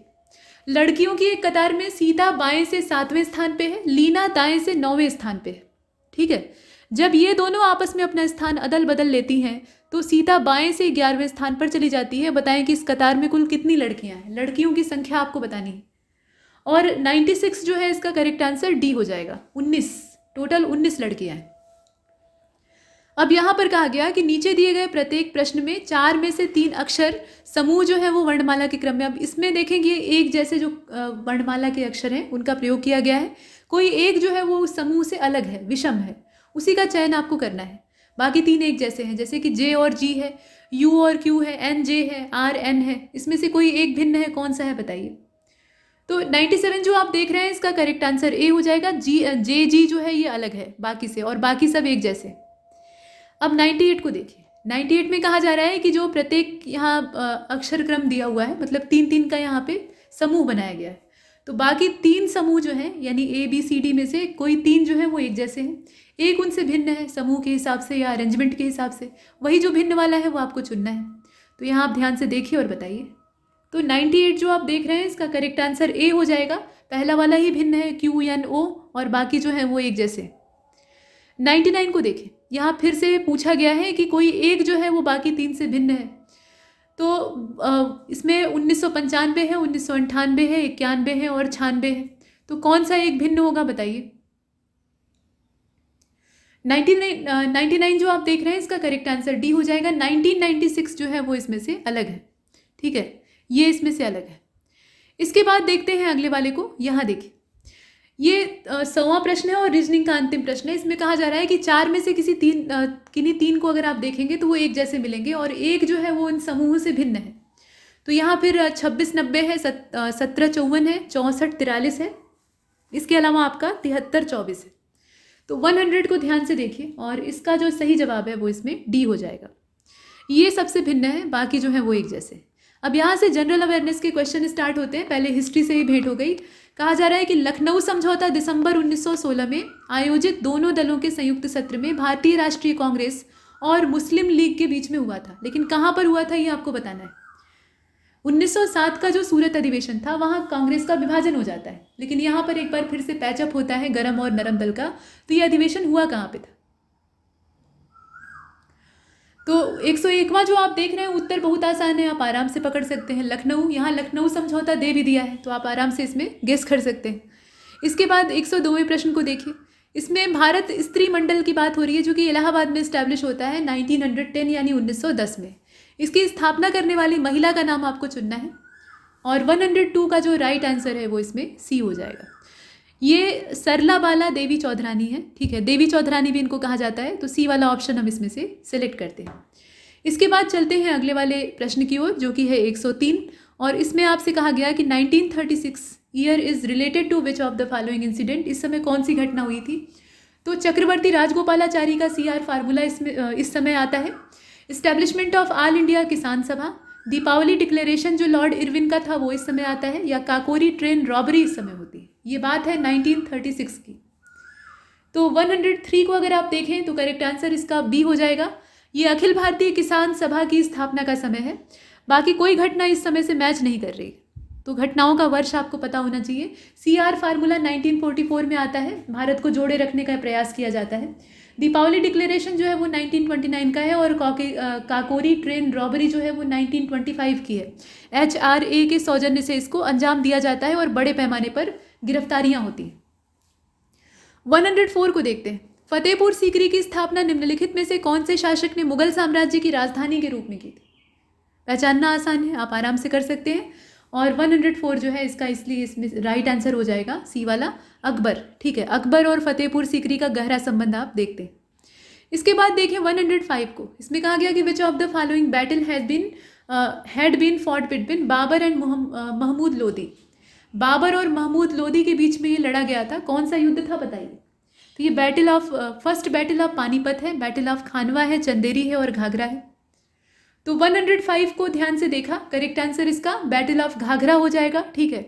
बैटल ऑफ घाघरा जो है ये महमूद लोदी और बाबर के बीच में लड़ा जाता है और बाबर इसमें जीतता है, जबकि खानवा का युद्ध 1527 में बाबर और राणा सांगा के बीच में होता है और मेदिनी राय के साथ बाबर का मुकाबला होता है चंदेरी की लड़ाई में। इसके बाद 106 को देखते हैं। खान ए जहां मकबूल, ठीक है। खान ए जहां मकबूल एक तेलुगु ब्राह्मण को वजीर प्रधानमंत्री के रूप में नियुक्त किया था। ये नियुक्त करने का काम किस व्यक्ति का था? उस व्यक्ति का नाम बताइए, इसमें से कौन सा होगा? यह शासकों का नाम दिया हुआ है और 106 जो है इसका राइट आंसर हो जाएगा इसमें से आपका बी वाला। ठीक है, फिरोज शाह तुगलक के द्वारा ही अपॉइंट किया गया था, तेलुगु ब्राह्मण को वजीर के तौर पे नियुक्त किया गया था, ये पहली बार ऐसा हुआ था। ठीक, तो इसमें से बी वाले को चुनते हैं। प्रश्न संख्या 107 को देखते हैं। महाजनपद और कैपिटल फिर से आ गया, इसमें कोई एक गलत है, कौन सा गलत है वो आपको देखना है। तो अवंती महाजनपद की राजधानी माहिष्मती, कंबोज की राजापुर और कौशल की उज्जैनी, कुरु की इंद्रप्रस्थ, इसमें से कौन सा गलत है वो देखिए। सही जवाब इसका सी हो जाएगा, कौशल की उज्जैनी। कौशल महाजनपद की श्रावस्ती थी, उज्जैनी जो है ये आपकी माहिष्मती की ही राजधानी थी, माफ कीजिएगा अवंती की ही राजधानी थी। अवंती की 2 राजधानियां थी, माहिष्मती और उज्जैनी। तो ये सब आपने देखा। इसके बाद आगे बढ़ते हैं और यहाँ देखें मध्य पाषाणकालीन स्थल, इसमें से ऐसा कौन सा है? मेसोलिथिक साइट जो कि राजस्थान में लोकेटेड है। बीरभानपुर है, सराय नाहर राय है, बागोर है, महदहा है। तो अब इसमें अगर आप देखें तो जो बागोर है वही राजस्थान में है, बाकी अगर बीरभानपुर को देखें तो ये वेस्ट बंगाल में है, और ये दोनों जो सराय नाहर राय और महदहा आप देखते हैं दोनों यूपी में है ना, इलाहाबाद प्रतापगढ़। तो इसमें से बागोर को चुनते हैं, डी वाला ऑप्शन। किरातार्जुनियम पुस्तक को लिखने वाले लेखक का नाम क्या है? दंडिन, भारवी, भट्टी, माघ। और 109 सही जवाब इसका हो जाएगा बी वाला। इसमें से करेक्ट आंसर क्या होना चाहिए? देखिए किरातार्जुनियम को भारवी ने लिखा था, भट्टी जो है या भट्टी ने कहा जाता है, भट्ट कवि, रावण वधम इन्होंने लिखा था और कई सारी रचना है। दंडिन के द्वारा काव्य दर्शन लिखा गया था। तो इसमें से हम जो भारवी ऑप्शन है उसको चुनते हैं, यानी बी वाला। इसके बाद प्रश्न संख्या 110 को देखते हैं। जून 2022 का समय, इस महीने में भारत में रामसर स्थलों की सूची में कौन सा जोड़ा गया है? तो ये सिरपुर आर्द्रभूमि है, रंगनाथ थिट्टू जैवमंडल आगार यानी बायोस्फीयर रिजर्व है, नंदा लेक है या वेलोड बर्ड सेंचुरी। तो 110 को आप देख रहे हैं और सही जवाब इसका सी हो जाएगा, नंदा लेक। नंदा लेक को जोड़ा गया था जून 2022 में, यहाँ हम सी को चुनते हैं। ये है गोवा में, ठीक है, 8 जून 2022 को ऐड की गई थी। सिरपुर आर्द्रभूमि जो है ये मध्य प्रदेश की है, ये जनवरी में ही ऐड की गई थी 2022 में। फरवरी में कर्नाटक का रंगनाथ थिट्टू को ऐड किया गया था और वेलोड को शामिल किया गया था अप्रैल 2022 में, जो कि तमिलनाडु में। इसके बाद 111 को देखते हैं। यहाँ पे देखें अनुच्छेद 124A 124A आर्टिकल नंबर, ये किससे जुड़ा हुआ है? इसमें किस चीज़ का प्रोविज़न दिया हुआ है ये आपको बताना है। तो 111 करेक्ट आंसर इसका सी हो जाएगा। नेशनल जुडिशियल अपॉइंटमेंट कमीशन, ठीक है, राष्ट्रीय न्यायिक नियुक्ति आयोग, इसका जो प्रावधान है वो 124A में है। बाकी राज्यपाल के विशेष अभिभाषण का जो प्रावधान है वो 176 में दिखाई देता है और 148 में महालेखा परीक्षक की बात की गई है, जबकि अभिभाषण की जो चर्चा है वो 87 में की गई। तो इसमें हमारे काम का क्या है? सी वाला। इसके बाद 112 को देखते हैं। यहाँ कहा गया कि राष्ट्रपति के महाभियोग से संबंधित प्रावधान ये हमने कहाँ से बोरो किया है, किस देश के संविधान से लिया है, ये आपको बताना है। 112 सही जवाब इसका सी हो जाएगा। संयुक्त राज्य अमेरिका से राष्ट्रपति के ऊपर महाभियोग चलाने का जो सिस्टम है वो संयुक्त राज्य अमेरिका के कॉन्स्टिट्यूशन से लिया गया है। Who among the following was the chief draughtsman of constitution of constituent assembly? इसमें से चीफ ड्राफ्टमैन कौन था बताइए? BN Rao, VR Iyengar, HVR Iyengar असल में, SN मुखर्जी या नॉन ऑफ दीज? तो 113 का जो राइट आंसर है वो सी हो जाएगा, ठीक है, SN मुखर्जी। ठीक है, इसमें से हम सी वाले ऑप्शन को चुन लेते हैं। अब 114वें प्रश्न को देखते हैं। यहाँ पूछा गया है कि आर्टिकल 27 इसके अंतर्गत कौन सा मौलिक अधिकार आता है, आपको बताना है। तो करेक्ट आंसर इसका क्या होना चाहिए? बी होना चाहिए, right to freedom of religion, धर्म के प्रति स्वतंत्रता का अधिकार जो है वो इसमें वर्णित है। 25 से लेकर 28 तक हम इसको पूरा देखते हैं। इसके बाद 115 को देखते हैं। Which of the following north eastern state does not come under the territorial jurisdiction of the Guwahati high court? Guwahati high court के न्यायिक क्षेत्र में कौन सा इसमें से नहीं आता है? ठीक है, कौन सी नॉर्थ ईस्टर्न स्टेट नहीं आती है उसका नाम आपको चुनना है। तो 115वां जो आप देख रहे हैं सही जवाब इसका सी हो जाएगा। इसमें से यहाँ देखें डी 2 बार दे दिया है, जबकि त्रिपुरा जो है वो सी ऑप्शन है। तो त्रिपुरा जो है वो इसके ज्यूरिडिक्शन एरिया में नहीं आता है। मतलब इसमें आप उच्चतम न्यायालय के तौर पे देखें तो त्रिपुरा हाई कोर्ट की स्थापना जो है वो 2013 में हुई थी। बाकी गुवाहाटी के अंडर में अगर देखें तो असम, नागालैंड, मिजोरम, अरुणाचल ये सभी आते हैं। इसके बाद 116वें को देखते हैं। यहाँ देखें, how much was the literacy rate of India as per the final figure of 2011 census? Literacy rate Bharat की कितनी थी? साक्षरता दर आपको बतानी। सीधा सीधा प्रश्न है और इसका जो सही जवाब है वो इसमें हो जाएगा आपका ए वाला 73। ठीक है, एक आंकड़े के तौर पे देखें तो 73, यानी इसका ए वाला विकल्प। विच of the following district of state of Uttar Pradesh does not touch the border of Rajasthan? Rajasthan से बॉर्डर नहीं लगता है, किसका नहीं लगता है बताइए? आगरा का नहीं लगता है, झांसी का नहीं लगता है, मथुरा का नहीं लगता है, नॉन ऑफ दीज। तो 117 का करेक्ट आंसर झांसी हो जाएगा। आगरा और मथुरा दोनों का बॉर्डर लगता है लेकिन झांसी का नहीं लगता है। इसके बाद देखें 118वें को, यहाँ पर कहा गया जनगणना जो 2011 की है उसके हिसाब से यूपी में सबसे अधिक शहरी आबादी वाला दूसरा जिला कौन सा है? पहला नहीं पूछ रहा है, दूसरा पूछ रहा है, तो बताइए। और 118 जो आप देख रहे हैं इसका सही जवाब इसमें बी हो जाएगा, लखनऊ। पहले नंबर पर गाजियाबाद है, दूसरे नंबर पर लखनऊ है, तीसरे नंबर पर कानपुर अर्बन एरिया है, उसके बाद आगरा है और उसके बाद मेरठ है। ऐसे करके 5 जिलों को आप देख सकते हैं। देखिए सेंसस इतना घिस चुका है कि उससे सीधे प्रश्न तो नहीं आएंगे, तो इसी तरीके का थोड़ा सा दूसरा तीसरा वाला पूछा जा सकता है। इसके बाद 119वें में कहा जा रहा है कि सेंसस के हिसाब से प्रदेश में सबसे कम दशकीय विकास दर वाला जो जिला है उसको आप बताइए। हमीरपुर है, बागपत है, देवरिया है, इसमें से कोई नहीं वाला विकल्प भी दिया हुआ है, डी ही हो जाएगा। ठीक है, यहाँ अगर आप देखें वृद्धि दर की ही बात हो रही है, ग्रोथ रेट का मतलब यहाँ पे जनसंख्या से तात्पर्य है, तो इसमें अगर देखें तो डी वाले ऑप्शन को चुनना सही रहेगा। असल बात यह है कि कानपुर नगर ये सबसे पहले नंबर पे, उसके बाद हमीरपुर, उसके बाद बागपत, उससे थोड़ा सा ज़्यादा फतेहपुर और अंत में उससे भी ज़्यादा देवरिया। तो ऐसे क्रम इसका चलेगा, तो यहाँ एक भी नहीं दिया हुआ है। इसके बाद 120वें को देखते हैं। यहाँ वन स्थिति रिपोर्ट की बात हो रही है, India state of forest report 2021, और इसमें वनावरण में सबसे ज़्यादा वृद्धि कौन से राज्य में दर्ज की गई है उस राज्य का नाम आपको चुनना है। 120 सही जवाब इसका ए हो जाएगा। आंध्र में सबसे ज़्यादा वृद्धि दर्ज की गई है। आंध्र में वनावरण जो है वो बढ़ा है, और कितना बढ़ा है तो 647 वर्ग किलोमीटर मात्र। तेलंगाना दूसरे नंबर पे है 632 के साथ, उड़ीसा जो है वो तीसरे नंबर पे है, कर्नाटक चौथे पे है, झारखंड जो है वो 5वें पे। इसके बाद 121वें प्रश्न को देखिएगा। विच of the following district of state of Uttar Pradesh has the lowest medium dense forest? ये Uttar Pradesh forest survey report 2021 है, उसी के आधार पे आपको बताना है। सबसे कम जो मध्यम सघन वन है वो कहाँ पे है? संत कबीर नगर यानी मगहर, चंदौली, बिजनौर और सुल्तानपुर। और 121 जो है इसका राइट आंसर इसमें से हो जाएगा आपका, देख लीजिए इसे अच्छे से, इसका जो राइट आंसर है वो इसमें ए हो जाएगा, संत कबीर नगर। ठीक है, संत कबीर नगर इसमें आपका सही उत्तर है। इसके बाद आगे बढ़ते हैं, अगले वाले प्रश्न को देखें। 122 which of the following country rank first in production of buffaloes milk as per the latest agriculture data?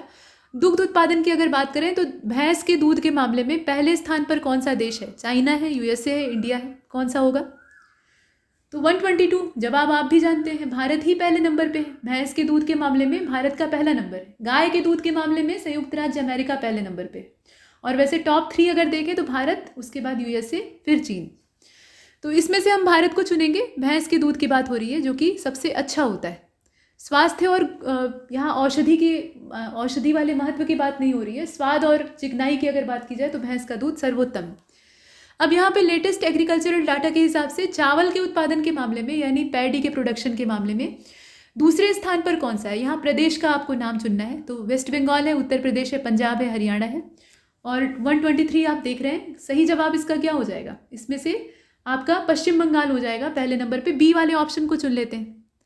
यहाँ ये पूछ रहा है दूसरे स्थान पे कौन है, तो दूसरे स्थान पे उत्तर प्रदेश। देखें 124 को, यहाँ पर कहा गया कि जो अग्रिम अनुमान है उसके हिसाब से कपास का उत्पादन 2021-22 के लिए कितना रहा है। अब यहाँ पे आप देखें, एग्जैक्टली आपको उत्पादन बताना पड़ेगा।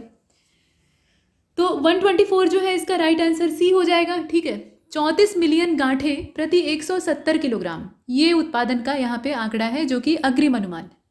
इसके बाद 125 को देखते हैं। Which of the following state is the third largest producer of coal in India as per the latest mineral data 2022? Odisha, Jharkhand, Chhattisgarh. अब इसमें आप देखें, करेक्ट आंसर बी हो जाएगा, झारखंड। ठीक है, झारखंड इसमें हमारा सही जवाब हो जाएगा।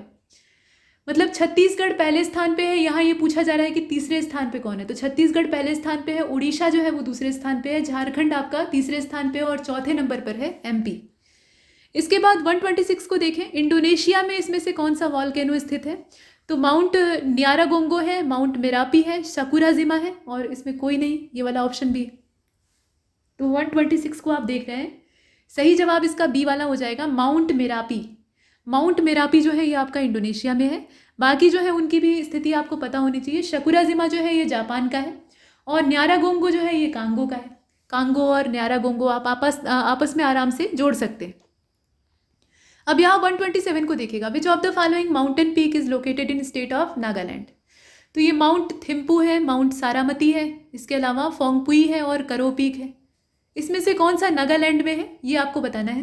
तो 127 को ध्यान से देखिए, सही जवाब इसका बी हो जाएगा, ठीक है, माउंट सारामती। ये सारामती पर्वत जो है ये नागालैंड में है। माउंट थिम्पू जो है ये मणिपुर का है, फोंगपुई मिजोरम का है, और करो जो है ये हरियाणा का है। इसके बाद 128 को देखते हैं। यहाँ देखें, विच of the following lake is an artificial fresh water lake? ये आर्टिफिशियल लेक है और फ्रेश वाटर लेक है, तो बताइए इसमें से कौन सी है?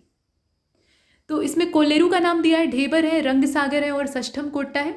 और 128 को आप ध्यान से देखिएगा, सही जवाब इसका बी हो जाएगा, ये ढेबर है। ढेबर जो है ये राजस्थान में है और ये कृत्रिम झील है, मीठे पानी की झील है, ठीक है। तो ढेबर को हम इसमें से चुन लेते हैं। रंगसागर जो है ये आर्टिफिशियल लेक है, राजस्थान की है। और इसके बाद सष्टम कोट्टा को आप देख रहे हैं, तो ये प्राकृतिक झील है, केरल की है और मीठे पानी की है। इस तरीके से आप इसे देख पाते हैं। कोलेरू जो है ये आंध्र में ही है, आप जानते ही हैं, और प्राकृतिक झील है।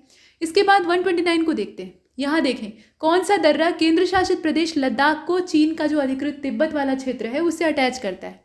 ये लानकला है, चांगला है, फोटुला है, इसमें से कौन सा होगा?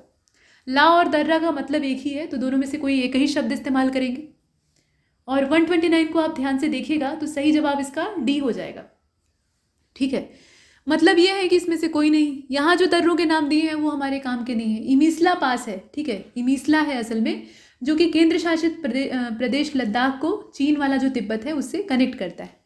इसके बाद 130 को देखते हैं। यहाँ पर कहा गया कि इसमें से कौन सा राज्य ऐसा है हमारा जो कि भूटान के साथ अपना बॉर्डर शेयर नहीं करता है? 130, सही जवाब इसका ए हो जाएगा, त्रिपुरा। त्रिपुरा जो है वो 3 ओर से बांग्लादेश से घिरा है और 1 ओर से हमसे जुड़ा हुआ है, तो ये भूटान से कहाँ से बॉर्डर शेयर करेगा? बाकी जो यहाँ 3 आप देख रहे हैं ये सब भूटान के साथ अपना बॉर्डर शेयर करते हैं। इसके बाद आप देखें, यहाँ करंट अफेयर का क्वेश्चन, निम्नलिखित में से कौन से राज्य के मुख्यमंत्री ने हाल ही में भ्रष्टाचार निरोधक ब्यूरो के द्वारा विकसित एक मोबाइल एप्लीकेशन जिसका नाम था ACB 14400 लॉन्च किया? ये कौन से राज्य के मुख्यमंत्री हैं? मतलब कुल मिलाकर राज्य का नाम आपको बताना है। तो 131, और इसका जो सही जवाब है वो इसमें हो जाएगा आपका डी वाला। इसमें से कोई भी नहीं, राज्य का नाम नहीं दिया है, तो आपको गेस करना चाहिए कौन सा होना चाहिए। ये आंध्र प्रदेश है, ठीक है। आंध्र प्रदेश के मुख्यमंत्री YS जगनमोहन रेड्डी के द्वारा इसको लॉन्च किया गया था। इसके बाद 132 को देखते हैं। यहाँ आगे ही ब्लैंक स्पेस है, कहा गया recently launch a national carbon emission market to help it meet its climate target efficiently. मतलब ये कौन सा देश है जिसके द्वारा इसे लॉन्च किया गया है? मतलब राष्ट्रीय कार्बन उत्सर्जन बाजार को लॉन्च किया गया है। देश का नाम आपको बताना है। तो 132 का जो राइट आंसर है वो इसमें ए हो जाएगा, ये कनाडा है, ठीक है।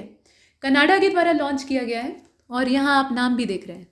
इसके बाद 133 की ओर चलते हैं। यहाँ आगे ब्लैंक स्पेस है, कहा जा रहा है कि had recently voted to ban the sale of new petrol and diesel cars until the year 2035 to help combat climate change. इसमें से कौन सी ऐसी संस्था है या परिषद है जिसके द्वारा जलवायु परिवर्तन के जो खतरे हैं उनसे निपटने के लिए नई पेट्रोल और डीजल कारों की बिक्री पर रोक लगा दी? रोक लगाने के लिए मतदान किया असल में, मतलब सीधे सीधे रोक नहीं लगाई जा सकती, इसमें जनता की सहमति आवश्यक है, और बात सही भी है। तो बताइए ये क्या है, मतलब कौन सी इसमें से संस्था होगी? 133 को आप देख रहे हैं, ये यूरोपियन पार्लियामेंट है, ठीक है। यूरोपियन पार्लियामेंट के द्वारा ये वोटिंग का काम किया गया है, और इसमें अच्छी पहल ये है कि 2035 तक इन पर प्रतिबंध लगा दिया जाए, नहीं तो नए वाहन बनते रहेंगे और लोग उसे सड़कों पर लेकर घूमते रहेंगे, फिर प्रदूषण पे कोई रोक नहीं लग सकती है। तो इसमें से हम कौन सा चुनेंगे? European parliament.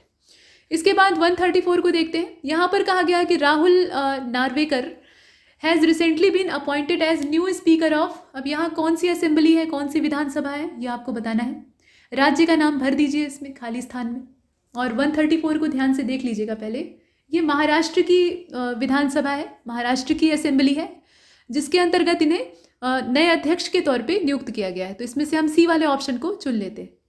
अगला प्रश्न यानी 135वां आपसे पूछ रहा है कि मैरियाना वियाजोवस्का असल में, इनको हाल फिलहाल में शीर्ष गणित का पुरस्कार यानी फील्ड्स मेडल 2022 दिया गया है। हालांकि ये गणित का शीर्ष पुरस्कार नहीं है, गणित का जो सबसे उच्च पुरस्कार होता है वो एबेल होता है।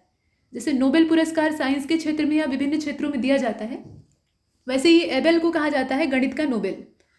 तो वो सबसे उच्च होता है, लेकिन ये भी एक प्रतिष्ठित पुरस्कार है जिसका नाम है फील्ड्स मेडल। 2022 का इसका एडिशन दिया गया मैरीना को। ये कौन से देश की है, ये नागरिकता इनकी बतानी है आपको।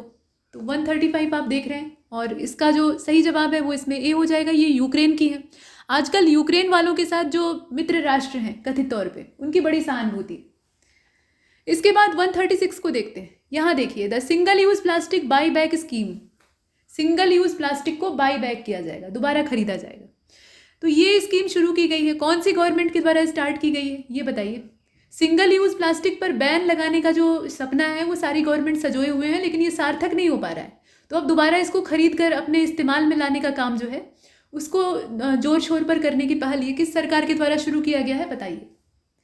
तो 136 करेक्ट आंसर इसका ए हो जाएगा। ये हिमाचल प्रदेश की सरकार है। छोटा राज्य है भाई, वहाँ संभव है, लेकिन बड़े राज्य जहाँ जनसंख्या बेतहाशा है, जैसे अपना यूपी, ये आबादी से ही त्रस्त है, ये प्लास्टिक कहाँ से जुटाएगा।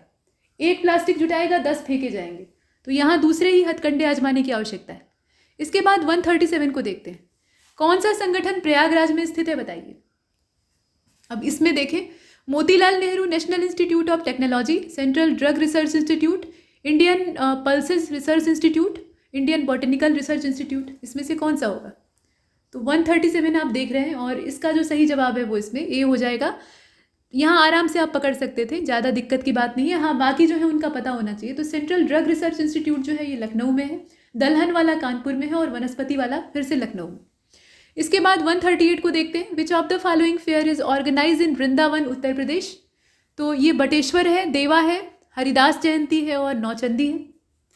अलग अलग स्थानों पर लगने वाले मेले हैं। और 138 को आप ध्यान से देखें तो करेक्ट आंसर इसका सी हो जाएगा।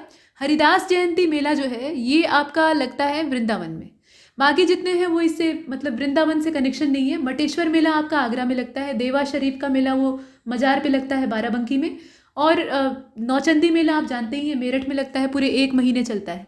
इसके बाद 139 को देखें। यहाँ पे कन्हर इरिगेशन प्रोजेक्ट की बात हो रही है और कन्हर सिंचाई परियोजना के अंतर्गत कौन सा राज्य लाभान्वित नहीं होता है उसका नाम आपको चुनना है।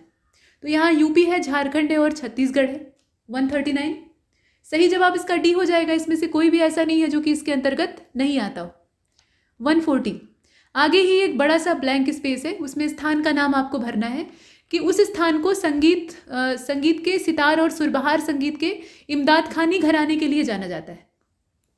हिंदुस्तानी शैली में बहुत सारे घराने, तो उसमें से एक ये भी घराना है। बताइए इसमें स्थान कौन सा भरना चाहिए। तो 140 और सही जवाब इसका इसमें से सी हो जाएगा, इटावा। ठीक है, इटावा का ये सितार और सुरबहार संगीत का इमदाद खानी घराना है। सी को हमने चुना। अगला प्रश्न आपसे पूछ रहा है कि which of the following option is not correctly match. तो 84 गुंबद जो है ये जालौन में है, लाल दरवाज़ा मस्जिद जो है ये जौनपुर में है, विक्टोरिया हॉल घंटाघर जो है ये हरदोई में है और भृगु टेम्पल जो है ये महोबा में है। आप बताइए इसमें से नॉट करेक्टली मैच कौन सा है। 141 सही जवाब इसका डी हो जाएगा। भृगु मंदिर ये भृगु ऋषि के ऊपर समर्पित मंदिर है, तो ये निश्चित तौर पे बलिया में होना चाहिए, ना कि महोबा में, जो कि उनकी जन्मस्थली है ना। तो इसमें से डी को हम बाहर कर लेते हैं, बाकी जितने भी दिए हुए हैं वो सभी सही है। प्रश्न संख्या 142 को देखते हैं। हठी हमीर। हठी हमीर ये किसकी रचना है बताइए। हजारी प्रसाद द्विवेदी जी की है, प्रताप नारायण मिश्र की है, महावीर प्रसाद द्विवेदी की है, इसमें से किसकी। तो हठी हमीर को लिखने वाले कौन है, प्रताप नारायण मिश्र हैं। ये नाट्य रचना है। ठीक है, इसके बाद देखिए अगले वाले को। यहाँ हमीर का हट जो है वो बहुत फेमस है, तो उसी पर ये लिखा गया है। The dance perform by the, यहाँ कौन सी कास्ट है उस कास्ट को आपको चुनना है। On the auspicious of occasion is called Dhivar Raag. ठीक है, धीवर राग जो है ये नृत्य है, असल में राग तो है ही है, साथ में नृत्य है। इसको कौन सी जाति के द्वारा किसी भी मांगलिक अवसर पर किया जाता है ये आपको बताना है। तो धीवर राग जो है इसको अलापने वाले और इस पर अभिनय करने वाले जो लोग हैं वो कहार हैं। धीवर जो है वो भी असल में कहारों से ही संबंध रखते हैं। इनका भी काम होता है ढोना, दो चीज़ों को ढोने का काम। कहार जो शब्द है ये स्कंद भार से लिया गया है, कंधे पर पालकी रखकर ढोने का काम। तो ये पहले का समय का था, कास्ट सिस्टम के हिसाब से काम होते थे। अब इसके बाद 144 को देखते हैं। यहाँ देखें, मुख्यमंत्री योगी आदित्यनाथ जी ने हाल फिलहाल में कौन से जिले में स्कूल चलो अभियान को शुरू किया है? जिले का नाम आपको बताना है। हालांकि स्कूल चलो अभियान जमाने से चल रहा है, लेकिन ये नया शुरू किया गया है, तो इसमें आप बताइए जिला कौन सा है।